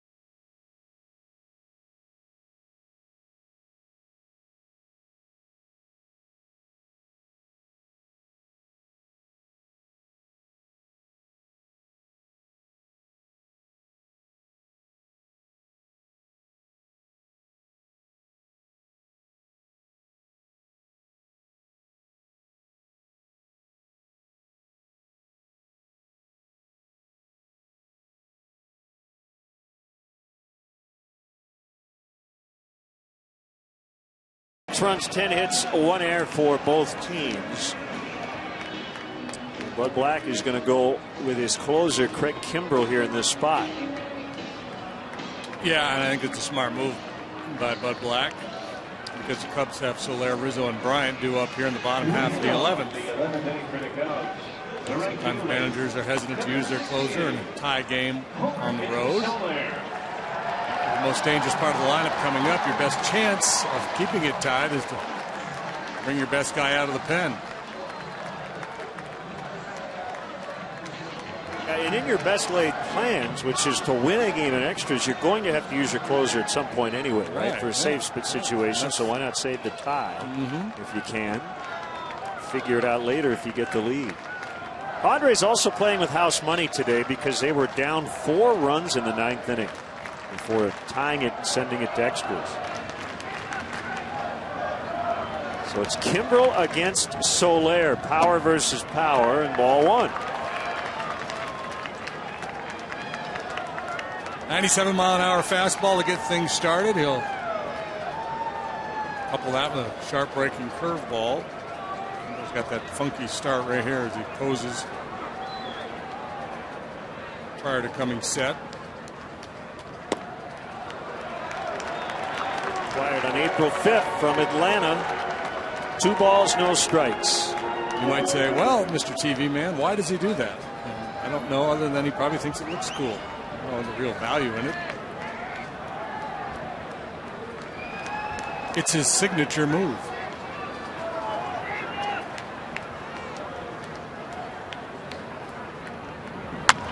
Ground ball. Hobbled up by Alonso, and he's got it.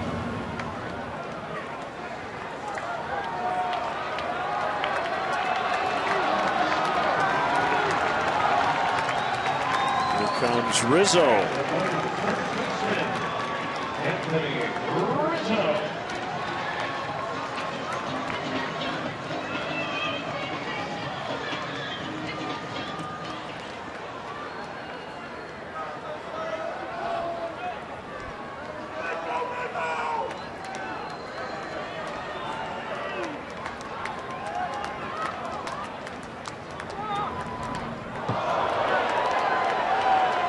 It didn't hit him, huh?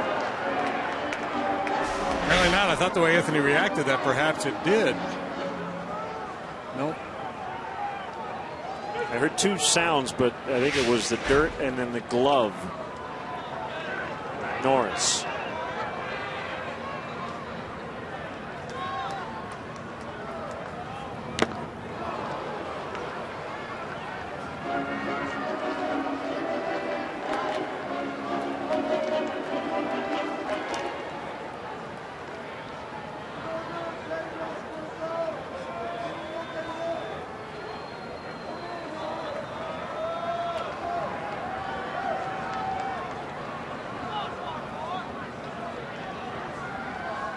One pitch is outside.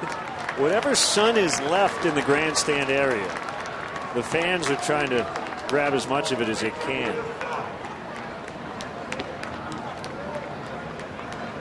You see that line? That's the shade and the sun, and where all the fans have gathered on that side of the ballpark.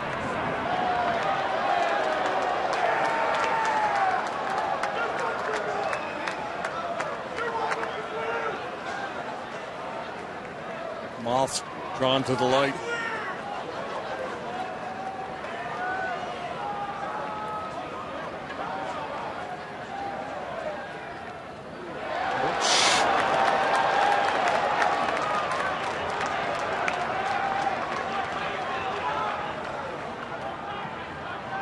Not shown the ability to throw the breaking ball for a strike here, so hitter, you're going to look fastball anyway. This guy throws 98 miles an hour. It's just no fun. He's been back there for a long time. 11 innings of baseball, called about 1,000 pitches, and while you're at it, take that with you.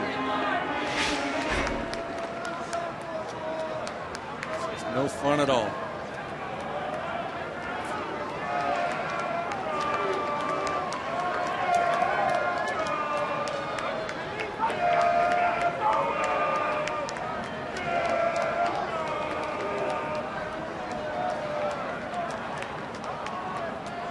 3-1 on Rizzo. Here it comes. Ooh, good swing. That's fun right there. Fastball count. One of the elite closers in the game against one of the elite sluggers. 97 miles. Healthy cut. Just didn't get it.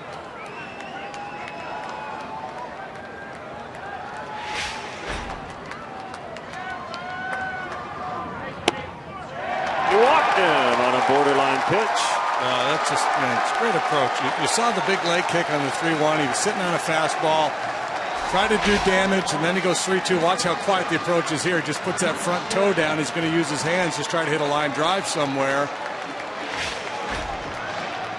Good discipline, works the one-out walk.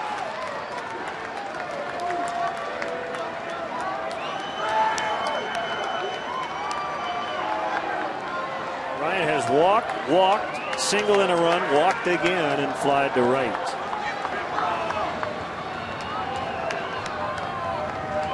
The pitch. Fouled upstairs.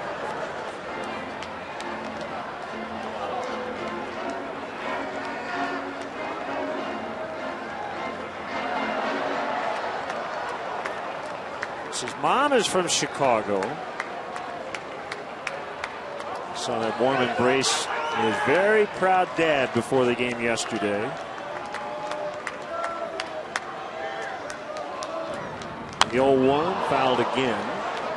His dad Mike had a number 17 Bryant jersey on. I saw on Twitter. I guess he bought it.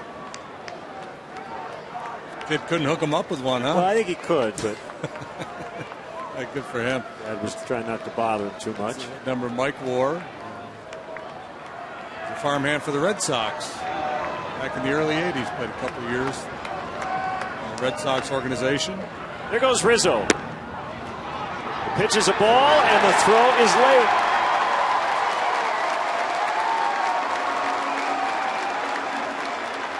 Play the whole game, Riz. Padres thought it was strike 3. Yeah, Padres might have a case. Morris coming out to make the throw. Sometimes it'll cost you a call at home plate. Rizzo got a nice aggressive lead and jump. Second steal today. Yeah, the pitcher's right there.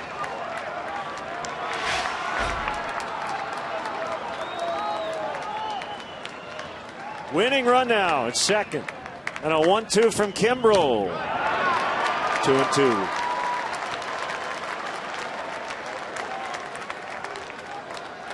Well, remember a couple of pitches that looked to be strikes yesterday that were not called. And then home runs were hit in those at bats. Middlebrooks off Hamill. Myers off Schlitter.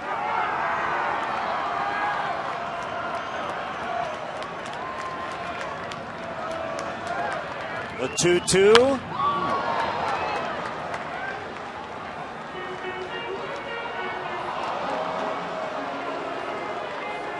First time Anthony Rizzo has stolen 2 bags in one game.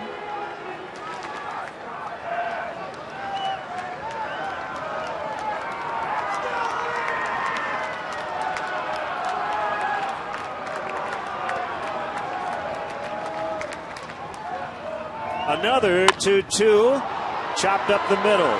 Handled neatly by Amarista, throw to first, save! Bryant with an infield hit. How about the athleticism of these big guys? Rizzo stealing bases, Bryant with an infield knock. Buddy Black will probably want to take a look at this one. Now he does not have a challenge.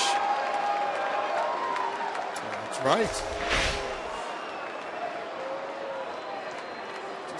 A little bit of a mishandle by Amarista, and I think they got the call right. And they are going to review it for him. This will be a late inning crew chief review in the 5th inning on a stolen base by Herrera. Unsuccessful Padres challenge.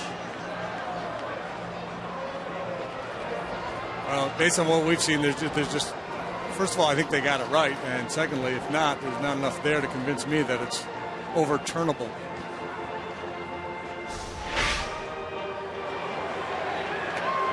Safe. Yep.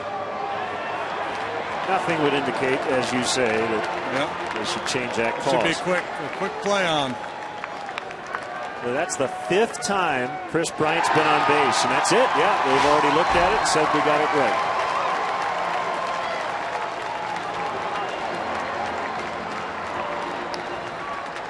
So we'll set the scene. 1st and 3rd, 1 out, and David Ross is going to hit in the pitcher spot. And Bud Black's going to bring Myers into the infield here. Wellington Castillo originally was on deck, but instead Joe Madden will go with Ross.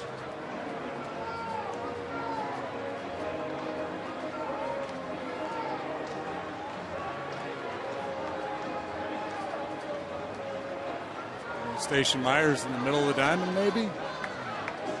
Kind of like pulling the goalie.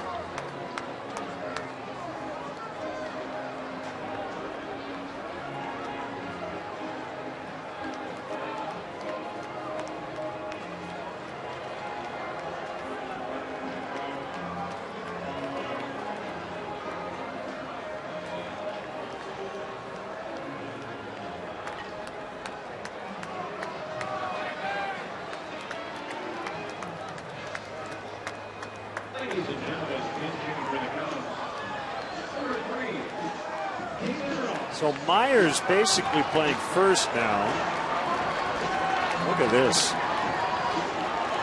2 outfielders. Shallow.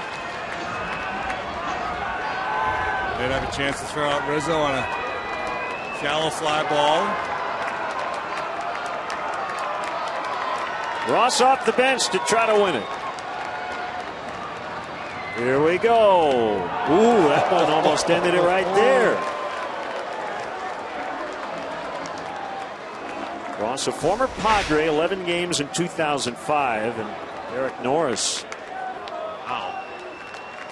Game-saving play. Kind of yippee there from Kimbrel.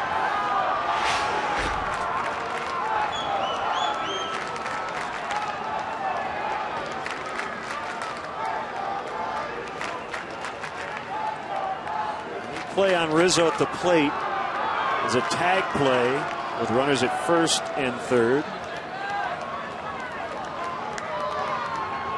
Ross showing bunt. Rizzo got about a third of the way down the line. 2-0 the count.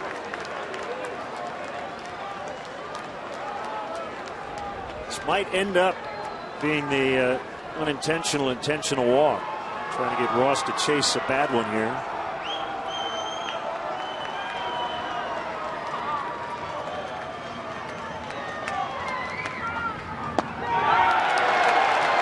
Castro on deck.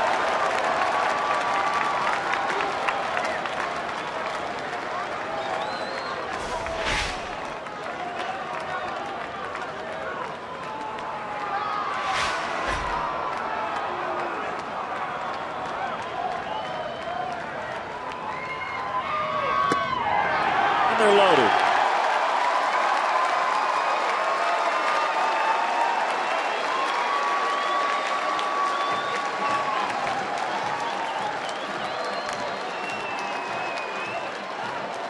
AT&T Uverse Multiview.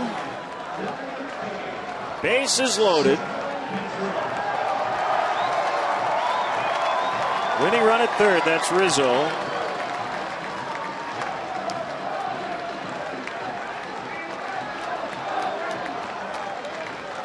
Infield stays in.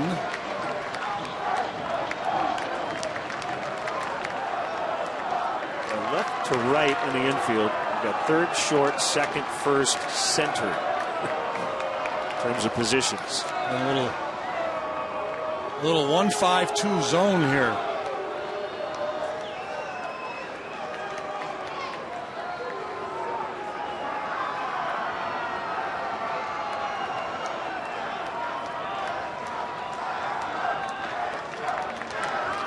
Bases loaded, 1 out. The pitch to Castro.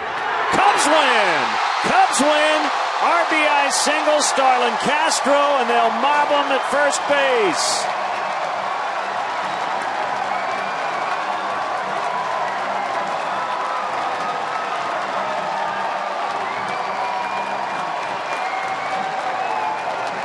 exhaust a lot of resources in a game like this. Burn through the bullpen, empty the bench. You had a 4-run lead get away from you. That's a feel-good win when you manage to come back and win this one. Because it would have been a kick in the gut to lose it. And off Craig Kimbrell as well, as he was only able to record 1 out here in the 11th inning. Well, they had that left side of the infield stacked, but not stacked enough. They needed one more body over there. Castro hits it hard. Rizzo comes home with a game winner.